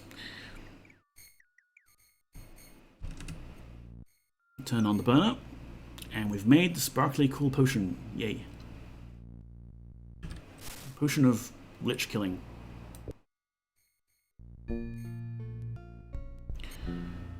Now we need to talk to Trent, but Trent is still in his rage and won't listen to us. So Mistress Mordred said that we might be able to talk to Rowena, and if we can give her something of Trent's or hers that snap her out of that, then maybe we could briefly get her to come out of it, and then she could tell us something or give us something that would help with Trent. But we've come a bit late, and everyone's busy sleeping, doing their evil black mass ritual. One of these ghosts will be Rowena, but I don't think we can actually talk with them. I mean, we do have an awaken spell, but I don't think it would work. You, wake up. Oh, hi. Yes, milady? She asks sweetly. No, not after you, Paulette. Goodbye, milady. The pretty ghost turns away. I'm surprised this doesn't disrupt Horance's ritual, actually. How about you? Come back. Ah, here we go. This is Rowena. The lovely ghost holds up her hand as you begin to speak.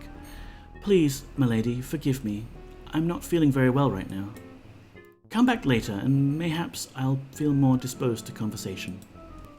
Right, interesting. Not supposed to talk to her while she's doing this. Maybe this will still work anyway, because when you use the music box, I think she should talk to us. There we go. And you can see even her portrait changes slightly. It's not quite as gloomy and oppressed. The music of the little box makes Rowena turn her head in your direction. She blinks several times as if waking from a dream, or, in this case, a nightmare. I'm in control of my mind for the time being, but I know not for how long. Tell me what has transpired in the town outside. Shit's on fire. You relay to her what you know of the events you've heard in town. My poor Trent, I cannot bear to think that he's become so hurt that he would forget our love. She wrings her hands in sorrow and notices something on one of them. Please, milady, wouldst thou take this ring to him and tell him that I still love him? Maybe it will restore him to the beloved Trent that I knew. She takes a ring from her slender finger and places it in your hand. You expect it to pass right through, but it rests neatly in your palm. I thank thee, kind lady. I know not how to repay thee. Rowena's eyes begin to look a little glassy, and she blinks slowly as if entering a deep trance. She blinks slowly. What a beautiful music. My lord Horrence once gave me a music box like that one. Rowena turns away, distracted. Alright, we now have a ghostly engagement, or a ghostly wedding ring. Let's take it to Trent and see if that snaps him out of it.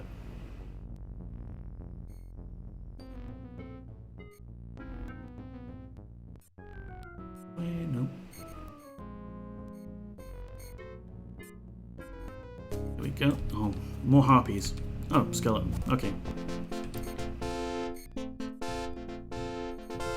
It would be nice if they had some loot. I suppose that would be a downside if I wanted to move into this town. Constantly getting attacked by skeletons. I don't think they ever go away. Trent, yo. Trent continues his work on the strangely shaped iron cage. I have a ring. Look at this ring.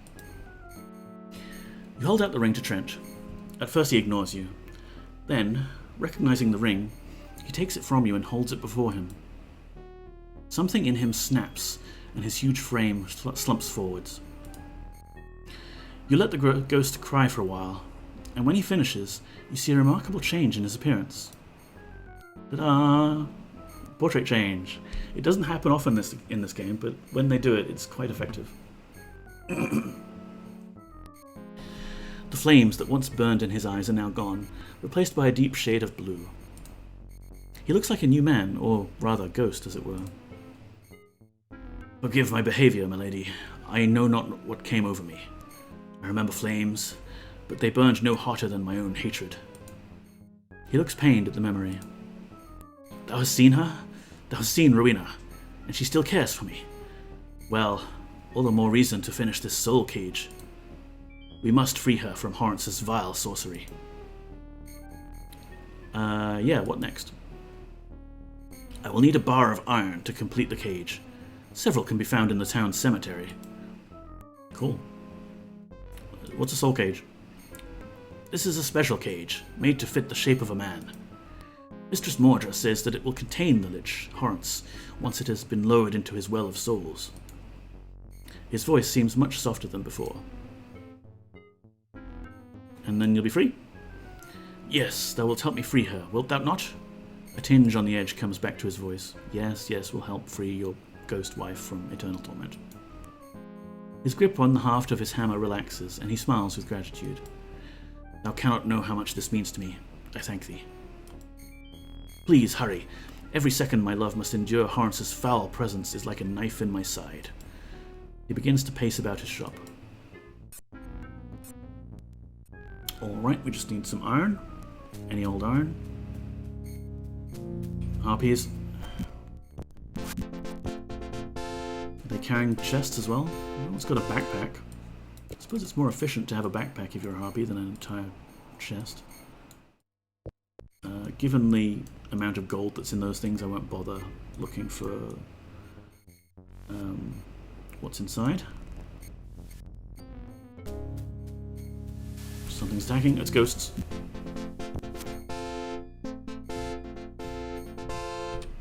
Oh, no, we're not fleeing from anything. Oh, it's just a skeleton. Relax.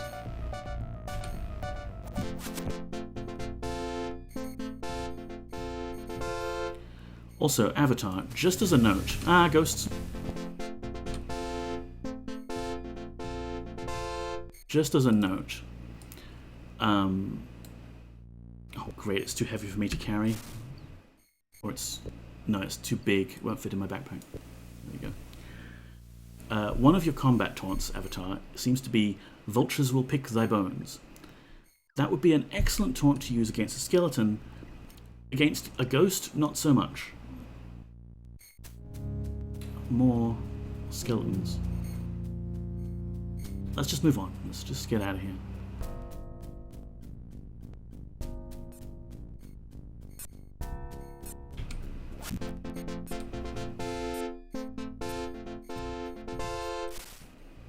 Alright, here's the iron bar you needed.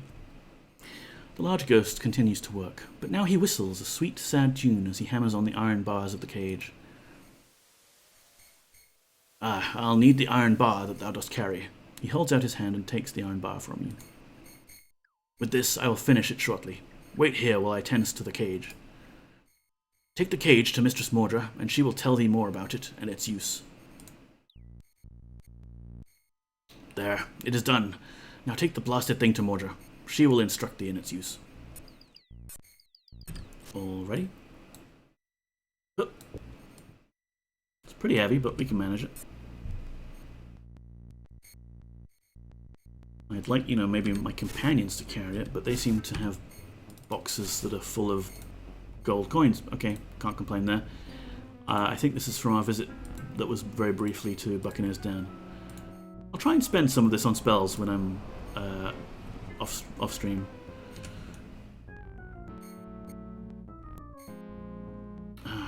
If we're talking to Mordra again, she's going to heal everyone. Here, Jana. Yes, Poggers, Jana asks. I need you to wait here. Very well, I shall wait until thou dost return. Same to you, boy. Yes, Poggers, Spark asks. What dost thou want? Leave. Don't make me go, Spark cries. Dost thou really want me to go? He looks at you with puppy dog eyes. Yes. Well, should I just wait here, or dost thou want me to go home to Trinsic? I want you to wait here in this spooky, cursed island of the dead. All right, I shall wait here until thou dost return and ask me to rejoin. Mordra. Greetings once again, Poggers. She lifts up her arms, and in one of them you see an Ankh. Words from which you vaguely recognize flow from her lips, and the Ankh glows brightly. She stops chanting, and the Ankh dims. After her analysis of your condition is complete. Ah, it is good to see that the world has been treating thee well. How may I serve thee, O virtuous one? Cage maid. The soul cage must be empowered with the might of the dead. The way to accomplish this is to go to the back of the Dark Tower, to the Well of Souls. Thou must lower the cage into the well, where the souls trapped there will lose a little of themselves to imbue it with the required power. I know this sounds harsh, but it is a necessary evil if thou wouldst see them freed. She looks at you sharply. The next step is to wait until midnight, then clap the cage upon the recumbent form of the Lich. This is the period of time in which he drains the spirits of the townsfolk in his black service. After a brief moment, she continues. Finally, thou must pour a magical formula upon the Lich, within the cage. This formula is the same substance that destroyed the town. Do be careful when procuring it from the alchemist Kane. Alright, we've done those bits already. We just need to know about the Well of Souls. The Well of the Souls is a powerful artifact located beneath the Dark Tower, from which the Lich draws his power. The souls of the dead are incarcerated there, doomed to the torment of Horus's all-consuming appetite. An expression of pain shows in her features. Yeah, I think we know everything. Goodbye, young poggers.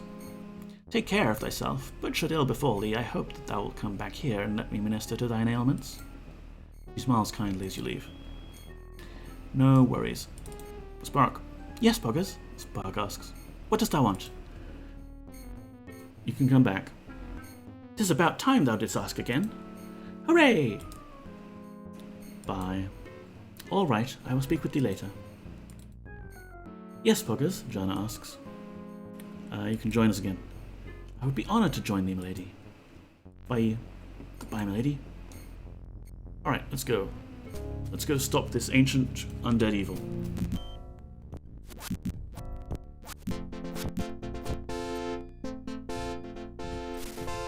I'm apparently wielding the soul cage as a weapon. I suppose I can put it... no.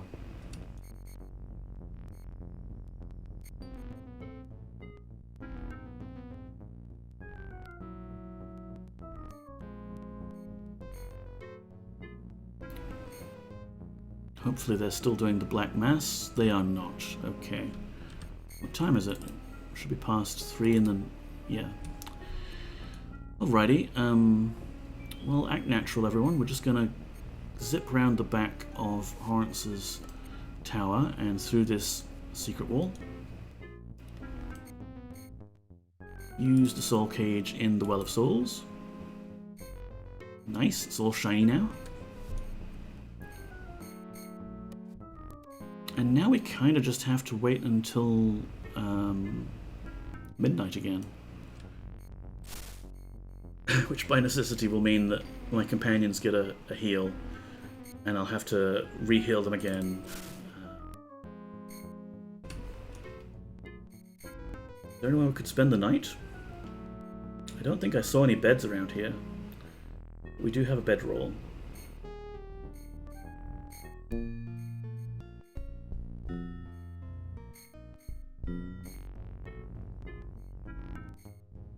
Let's set up on top of the alchemist's shop. Boy, do you have my bedroll in here somewhere? Yeah. And while we're at it, Viola looks to be low on bolts. So you should probably switch to Magic Wand.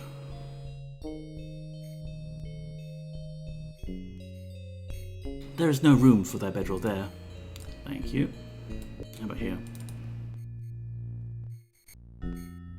Let's save before we do this. Got pretty much sorted. This is actually stream 15. I didn't make up save for it.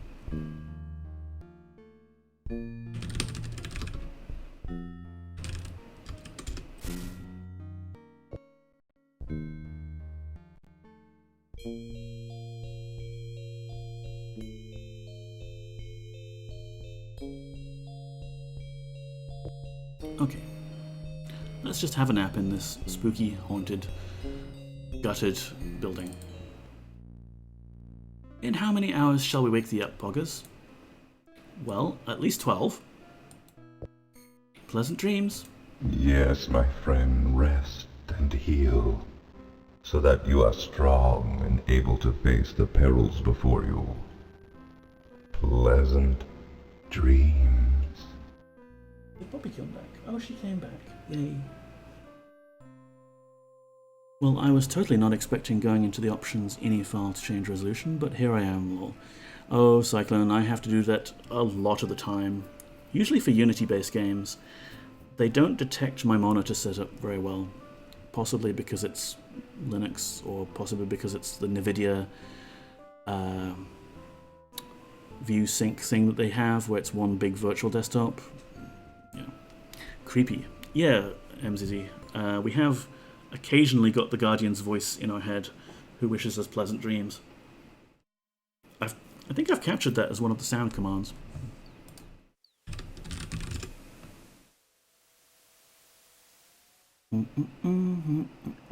Yeah, it's exclamation mark rest. Arise, Poggers. Time to continue the quest. Yes, my friend, rest and heal, so that you are strong and able to face the perils before you. I need food. Pleasant dreams. Party's very hungry, having watched me sleep for 12 hours. I don't think they actually got sleep themselves. They just stood around me while I was snoring. I must have more. I myself am not that hungry, but everyone else is ravenous. That's weird.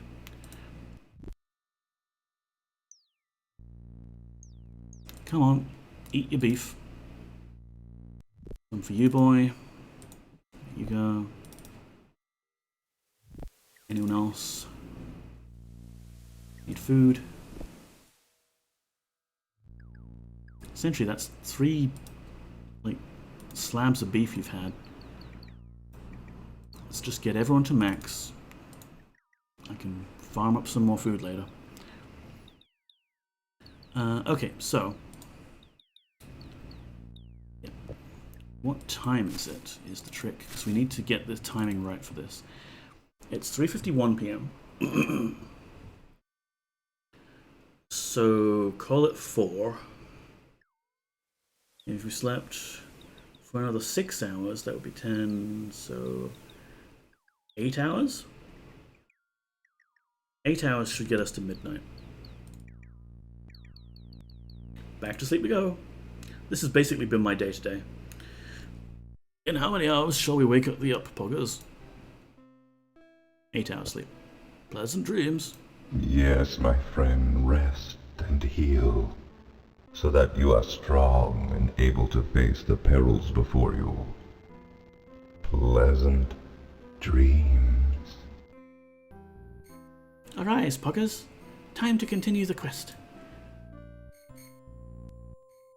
What I was trying to show earlier when the Poppy Cam had crashed was there's a API endpoint I can call basically to zoom in on the Poppy Cam now that she's passed out on my jacket again.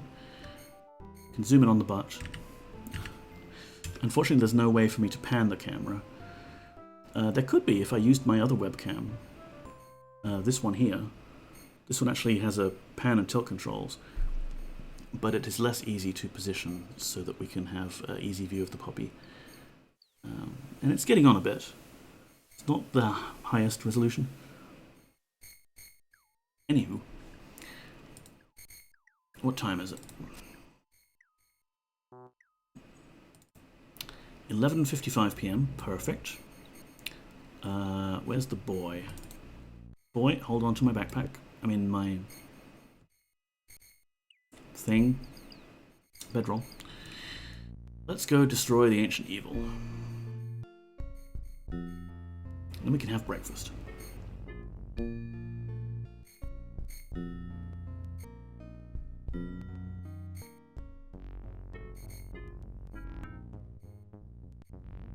Is that bat following us? It's fine.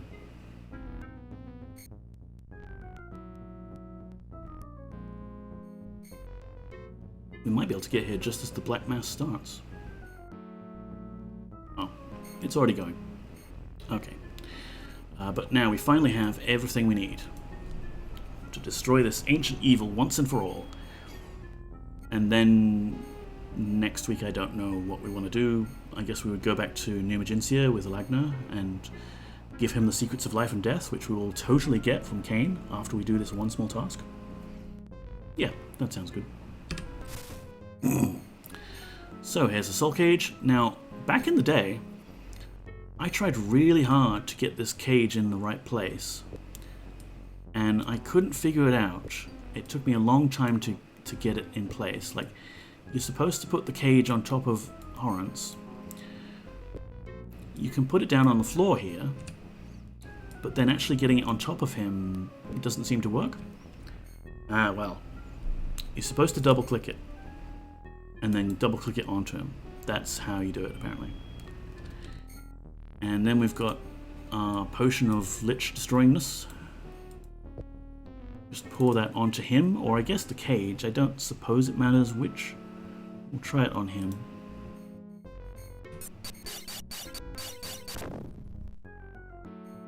As the soul cage dissolves into dust, a great transformation comes upon the Lich. He is Banana Man. No, wait, that's the comic. As the soul cage dissolves into dust, a great transformation comes upon the Lich. I keep calling it Leech, but it's surely Lich. Where the evil spirit was caged, you see the form of a familiar person. It's Horrence. He's a ghost, but he much more resembles a man than an undead terror. I don't know, if you look at his character's sprite, it's still kind of a skeleton in some rags. I thank thee, my lady. That dark spirit had suppressed my will for so long that I was not sure I had one left. Thou hast done a great deed for Scarbray, for myself, and indeed all of Britannia. Reward, please. But then I suppose this is merely a matter of course for one such as thee. My gratitude is thine. He bows deeply to you. Reward, please. Gold, jewels, magic items. Now, my lady, I must ask this favour of thee. Oh, here we go. The Well of Souls, at the bottom of this tower, holds many tormented souls within it, and binds the spirits of Scarbray to this island. It must be destroyed. Horrence looks to you intently. I can only hope that thou wilt try to free them. Well, wilt thou? He looks at you expectantly. I suppose. Horrence looks as if he expected your response. I knew that one so virtuous as thou would never turn aside while others suffer. Thy generosity seems to have no bounds. Avataring isn't free, you know. I have expenses. Horrence thinks for a moment, then... When the well is destroyed, the souls within will be released to float aimlessly upon the ether for a time. I have badly wronged the Lady Rowena and her husband. I would see this wrong mended. Please, lead her out of this dark place and see that she is reunited with Trent. That way they will remain together when they are released. I will know when you've accomplished this task, and then we can continue with the destruction of the well. Fine. Rowena, come on. This place is horrible. Wouldst thou be so kind as to take me to mine husband, Trent? He has a tendency to worry about me. Yep. Come on, join the party. Rowena smiles radiantly. Thank thee, my lady. Thy spirit is a generous one indeed. She steps in line and motions for you to lead on. So she's technically in our party now, which is cool. We've got a ghost companion, but we can't pull up her stats or anything, or her inventory. And I don't think we can actually leave with her. That's something we could try.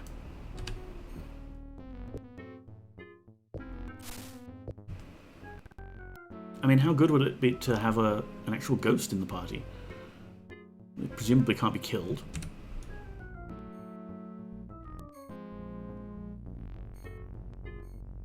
We can navigate the slightly degraded streets of Scarbray.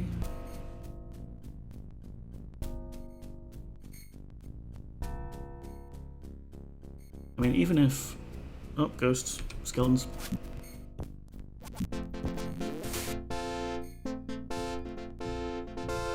Hey, ferryman, will you let the 6 of us return back home? The ferryman of Scarbray stands in his spectral boat, holding his pole across his chest. He notices your approach.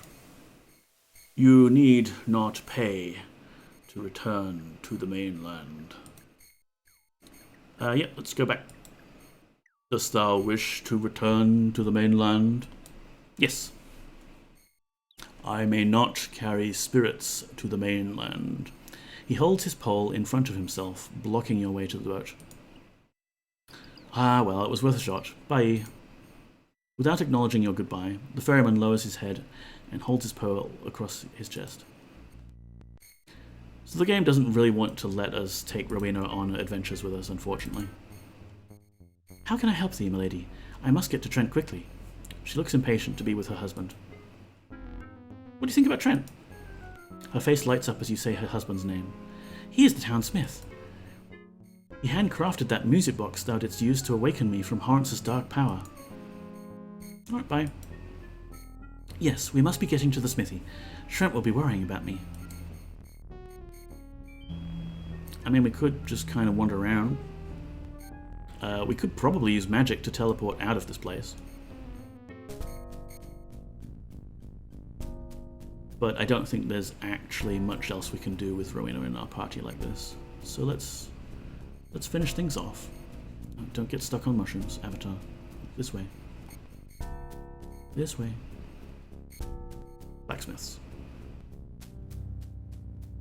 And we're being pursued by skeletons.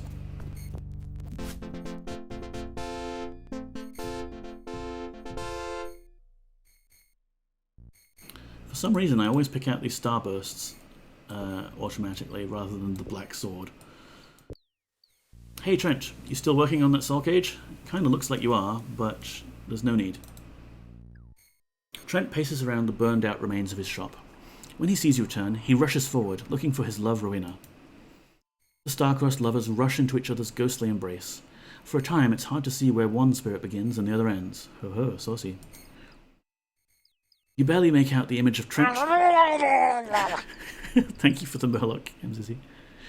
Perfectly framing this romantic reunion. You barely make out the image of Trent replacing Rowena's ring on her finger. Then the two slowly turn to face you. Thou hast done so much for us. I hope that in helping us, thou hast been assisted in thine own quest. Oh yeah, by doing this, Cain has agreed to tell us the secrets to life and death, which we need for our own quest. So it's helped us enormously. It has been a worthwhile time investment.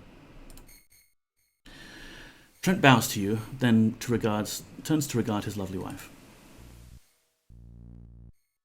As far as you can tell, the couple hasn't released their embrace since they were first united, and they show no sign of doing so at any time in the near future. Bye. The couple continue staring into one another's eyes, as if to make up for all the years they lost. Just sort of standing here, frozen in place in a blacksmith's. Yep. Very romantic. Alright, well we've delivered Rowena back. Now Horrence said we had to do one other thing to destroy the Well of Souls. I'm sure that's very simple and easy. Yo, Horrence. It is good to see thee again. Poggers. Good, now we can get on with freeing the rest of Scarabray. The destruction of the Well of Souls can only be brought about by the selfless sacrifice of a spirit. A living being will not do, because the soul is tied to the body. Go out into town and find a spirit willing to make the sacrifice for the sake of all Scarabray. I suggest that thou should ask Mayor Forsyth first, as it is his right to be considered before the others. He strokes his chin thoughtfully as you leave. Well, I mean, it doesn't have to be one of the Scarabray spirits, right? I mean, we're living, yes, but if I were to, for example, go to Jaholm and recruit Dupre, rather. We used to call him Dupre sometimes. If we recruit Dupre and we bring him here, okay, Dupre's alive, so he can't sacrifice himself into the Well of Souls. But we could kill Dupre, and then his spirit could sacrifice himself. That would work, right? But I suppose we will talk to Mayor Forsyth, who is presumably one of these? Yes. Good luck. Yes, good Avatar. 'Tis good to see thee again. Of what service can I be to one so great as thee? He bows. I'd like you to be a sacrifice. Oh, goodness, no. I do not think I'm the one thou wantest for that job. No, I should think not. Maybe thou should ask all of the townsfolk first. If none of them will do it, I might just think about it. Yes, that's right. Thou shouldst just ask the others. Then come back here to tell me who the poor soul is. He smiles at his own cleverness. Alright, bye. Oh, yes, right. If I've forgotten to tell thee something, thou mayst come back and ask, all right. He sighs heavily as you start to leave, then returns to his vigil in the corner. Cool. Quentin. Quentin turns in your direction.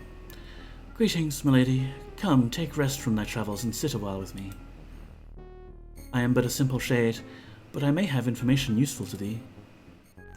I need you to be a sacrifice. You explain that you need a spirit to volunteer to freely enter the Well of Souls in order to bring about its destruction. Quentin considers it for a while, and then responds, Please understand, milady, I truly wish that I had that kind of courage, but I cannot risk doing anything that might destroy Marnie. Remember, her spirit is kept in that well, along with all of the dead of the Dark Graveyard. Alright, bye. Paulette. Hello, Mayor. It has been quite a while since we've seen thee in our tavern. There was a time, I remember, when we couldn't keep thee away. The Mayor becomes quickly embarrassed as he tries to quiet the rather friendly Paulette. I used to be a wine connoisseur of sorts, he says to you. 'Tis not all thou wert a connoisseur of, adds Paulette, eyes twinkling. I seem to remember thou hadst quite a taste for redheads. Oh. Yes, milady, she asks sweetly. Paulette, I need you to be a sacrifice, because the Mayor doesn't want to do it. Thou wantest me to jump in a well? Her eyes widen with astonishment. Yes. Well, thou canst go jump in a lake. She crosses her arms on her buxom chest and turns away from you angrily. I'm sorry. I have to ask everyone. Oh, hello there, Mayor. I thought you were sequestered in the town hall. Well, it's good to see you again. Yes, well, it's good to see thee again, too. Markham hails you and drinks down a tankard of the house spirits. Welcome, my friend. Sit with me a while and enliven my eternity with your wondrous wit. He smiles in that charming way that only the half-rotted can. Would you like to be a sacrifice? You relate the need for a sacrifice to enter the Well of Souls. Afterwards, Markham seems to think long and hard. So you're wanting me to go mad as a March hare and jump right into this Well of Souls? He looks at you incredulously. Listen now, I haven't had courage since I were a young lad. Since then I got some sense too. You'll have to look elsewhere for your sacrifice. Oh gods, I already hear trick-and-treaters outside. I'm going to throw eggs at them. I've got no candy. Oh, don't throw eggs at them. Give them some nice, healthy, hard-boiled eggs as a treat. Explain to them how healthy eggs are.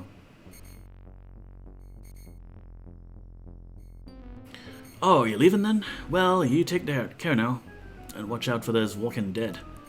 Some of them aren't too happy about their state, and none too picky about who they complain to, neither. Okay, who's this? Greetings once again, Poggers. Oh no, she's lifting up her arms again. She's healing my companions.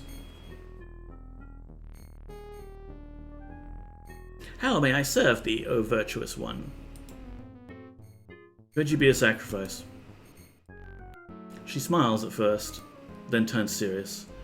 I have tied my spirit to powers beyond the realm of this mortal world.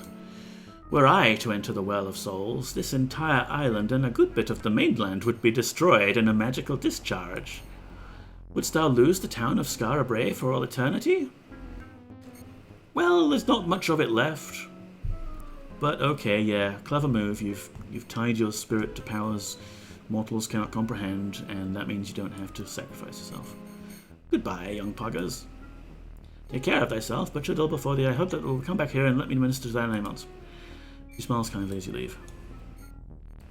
Damn it. Okay, yeah, give him a quick heal. That should be the last time we need to talk to Mordra. How many heal spells do we have left? 15. I will poach some of Mordra's healing, some of her spell reagents as compensation for having to do this.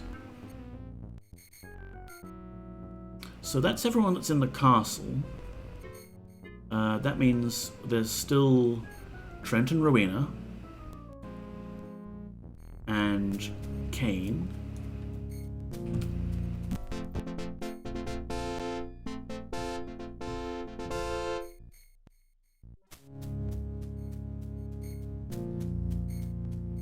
And, you know, if you go back to the mayor saying I've talked to everyone,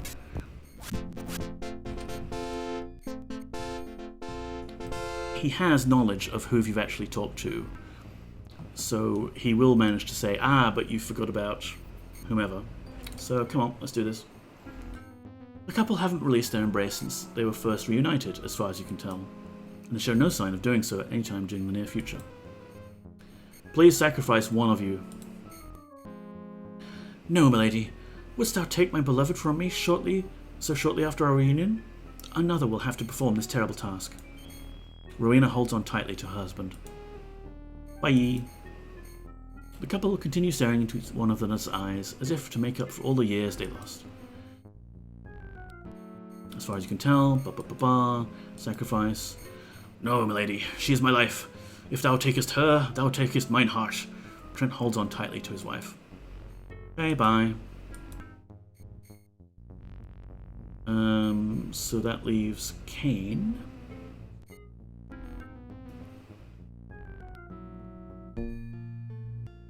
Hey dude, do you want to sacrifice yourself?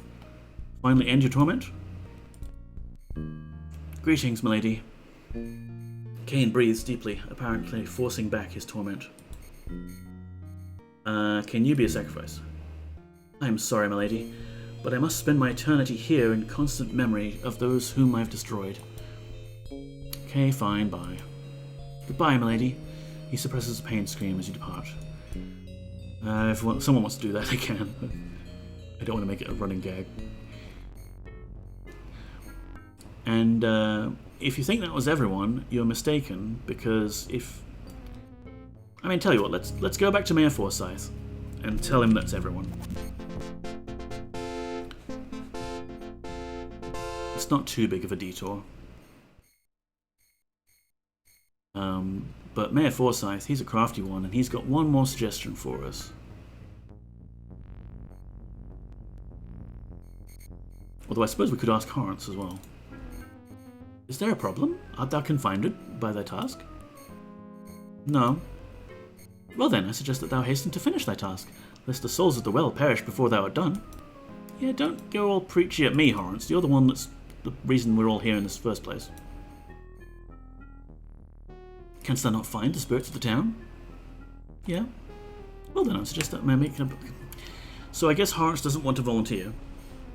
But we'll tell Forsyth that we're done. Ah, yes, good Avatar. 'Tis good to see thee again. Of what service can I be to one so great as thee? He bows. Time to sacrifice. The mayor's eyes dart back and forth as you ask him to sacrifice himself for the good of his people. There is still one thou hast neglected to ask. Go and find the ferryman. Then come back and we'll see. Spectral sweat drips from his ghostly forehead. Well now, just how didst thou come to this island? That is right, that ferryman. He's on the ferry of Scarabray to the southeast. Bye.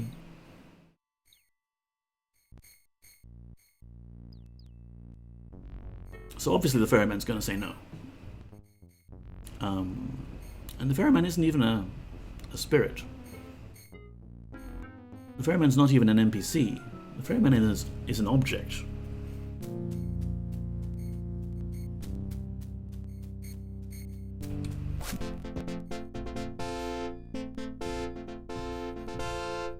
Hello. Could you be a sacrifice, please? Just for a moment, you think you see a fleeting expression of hope across the ferryman's skeletal features. Then it's gone. I must perform my duty until the end of eternity. Wow. Locks you into a contract, huh? Alright, bye. Without acknowledging your goodbye, the ferryman lowers his head and holds his pole across his chest.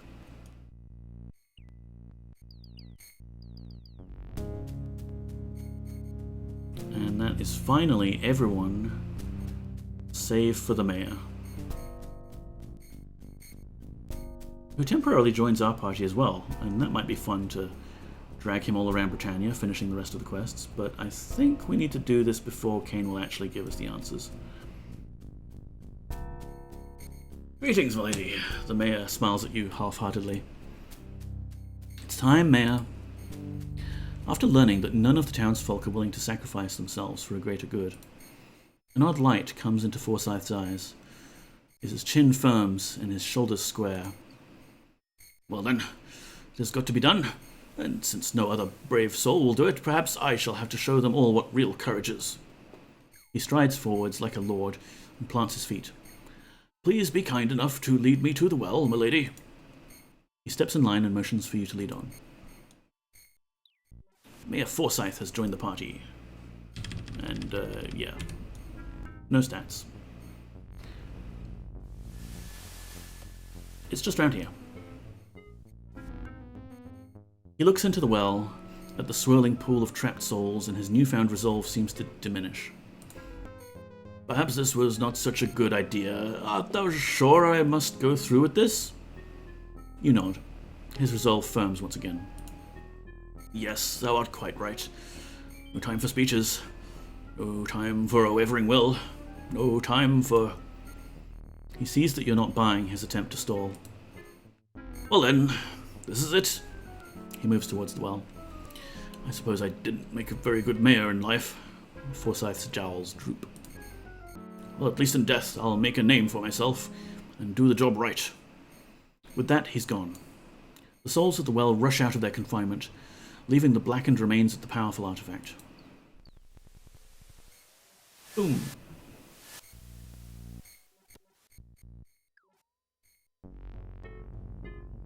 Sorted.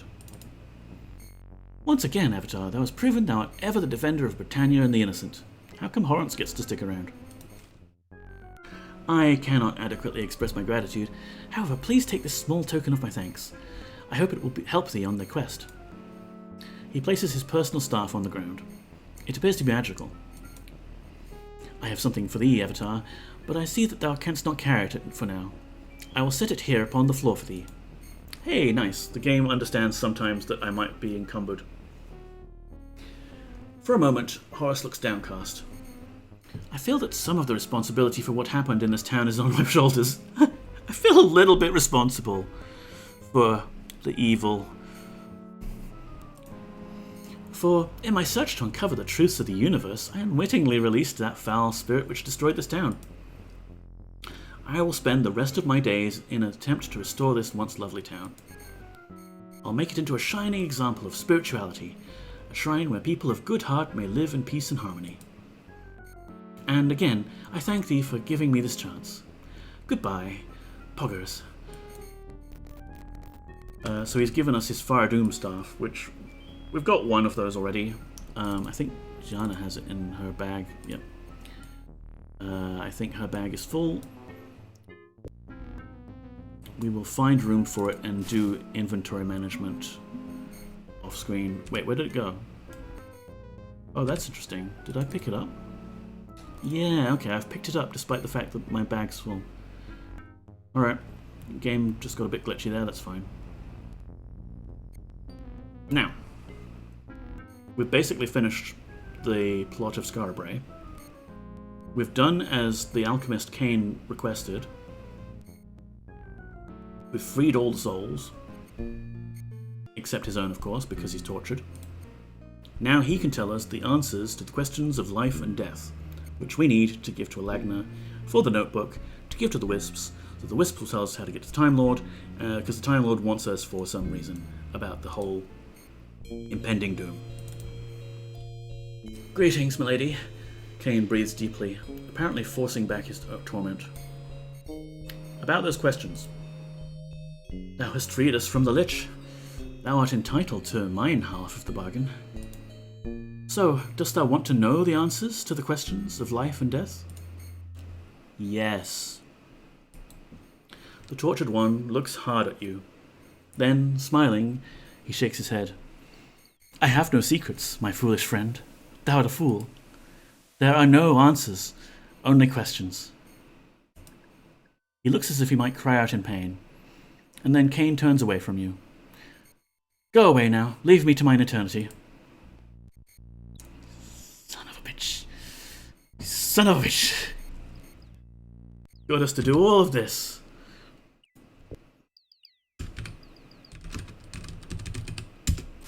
All of this just to tell us that you don't know, that there's no answers. Can we kill a ghost? You had best not do that, Avatar.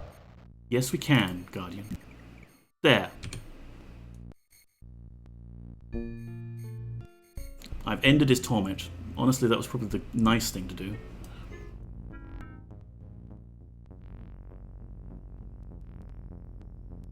Should have just left him to endure it all. Let's rob Mordra of her spell components.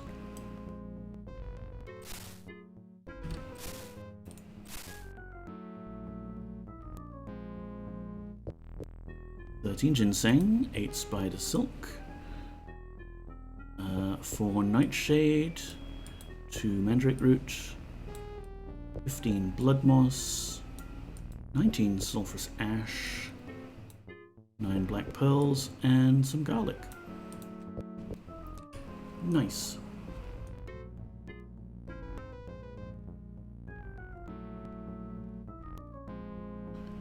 Alright, ferryman, let's get out of here. The ferryman scans blah blah blah blah. You need not pay, blah blah blah. He seems a bit disgruntled. I told you I would be here until the end of eternity. Yep, let's return. Dost thou wish to return to the mainland? Yes.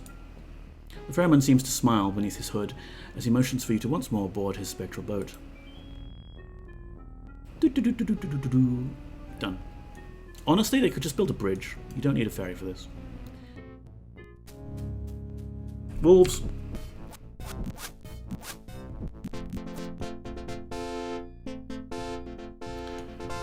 Alright. Here's our magic carpet. I'm going to park this in Britain. And we can buy some spells maybe off screen. We can sort out inventory things off screen. And then next week we can go back to our friend Alagna and tell him that the secrets to life and death are that there are no answers. And I'm sure he will totally accept that, just like we totally accepted that. But yes, thank you all so much for coming by. I think this was really nice, and I'm very proud of myself for timing it just in time for Halloween to do all the spooky stuff. So, thanks for stopping by. Let's go to the cat cam again now that she's back here. Oh yes, look at that poor thing. Tuckered out after a long day of napping.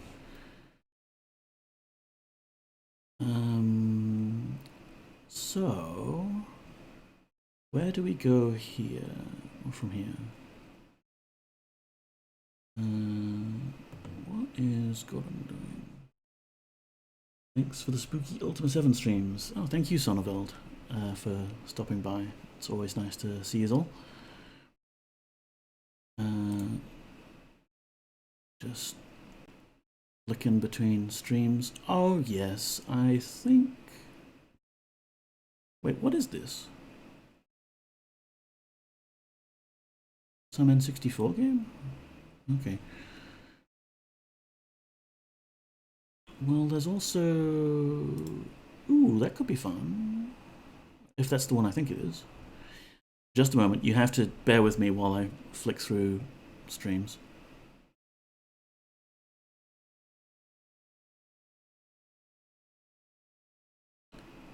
Yeah, that certainly looks like it. Alrighty, so tonight, considering it is Halloween, I think we could go, find some other person who's doing spooky horror games. And in this case, I see that MacLad is streaming Penumbra, which is a spooky horror game done by the makers of Amnesia: The Dark Descent and Soma. At least I'm pretty sure this is the same penumbra because it's got like the same picking up items mechanic. And I thought there was like Penumbra Overture, at least that's the one I've got in my Steam library, but maybe it's just like different name of the game. I never actually played this one, so it'll be interesting to see. I started the Yes, my friend, rest and heal. Thank you. So that you are strong and able to face the perils before you. Yes, I really dreams. I really do need some rest. I've been resting all day and I'm still quite low energy. I think there's a few penumbras. Yeah. Are you sure? I'm not sure. Think again. I'm not sure, Sonneveld, thank you. But either way, it looks like an interesting game, and we could go say hi to MacGlad. Thank you everyone for stopping by. I have a Discord. I'm in the Stream Shed Discord, which I share with a bunch of other cool streamers like Captain Sumi and Lamella. And you can come by there and see when I'm going live as well, or if you want to look at my Twitter, you can do that.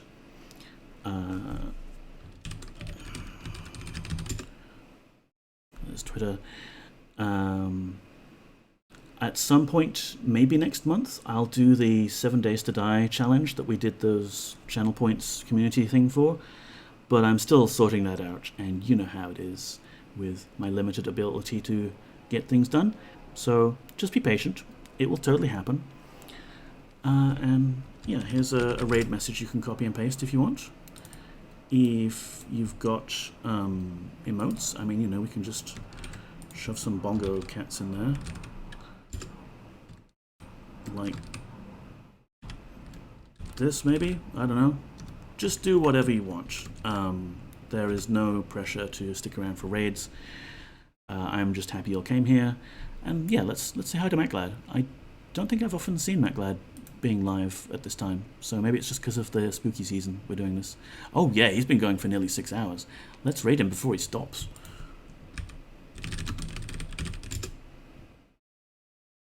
MacGlad's raid settings do not allow you to raid at this time. No! I've hyped him up all of this time and now he's got raids blocked. Do I want to stick with that?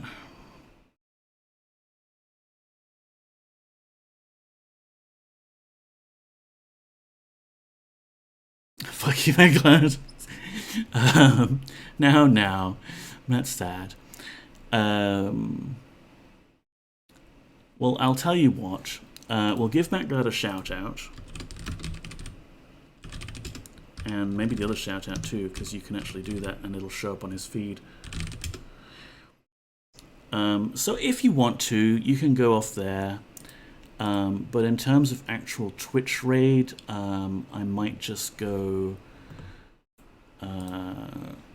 like, we can send you over to Taximals. She says she's playing the Mortuary Assistant on the Twitch category, but, oh no, she's just changed to Ploppy Playtime. And, one sec, I'll go yell at him. MacGlad, why do you have raids disabled? Okay, there we go. Oh, he's on BRB now. He's on BRB, but I yell anyway. That's fine. What do we do? If he's just gone BRB...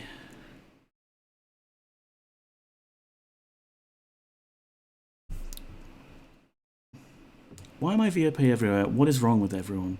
You just have this effect on everyone, MZZ.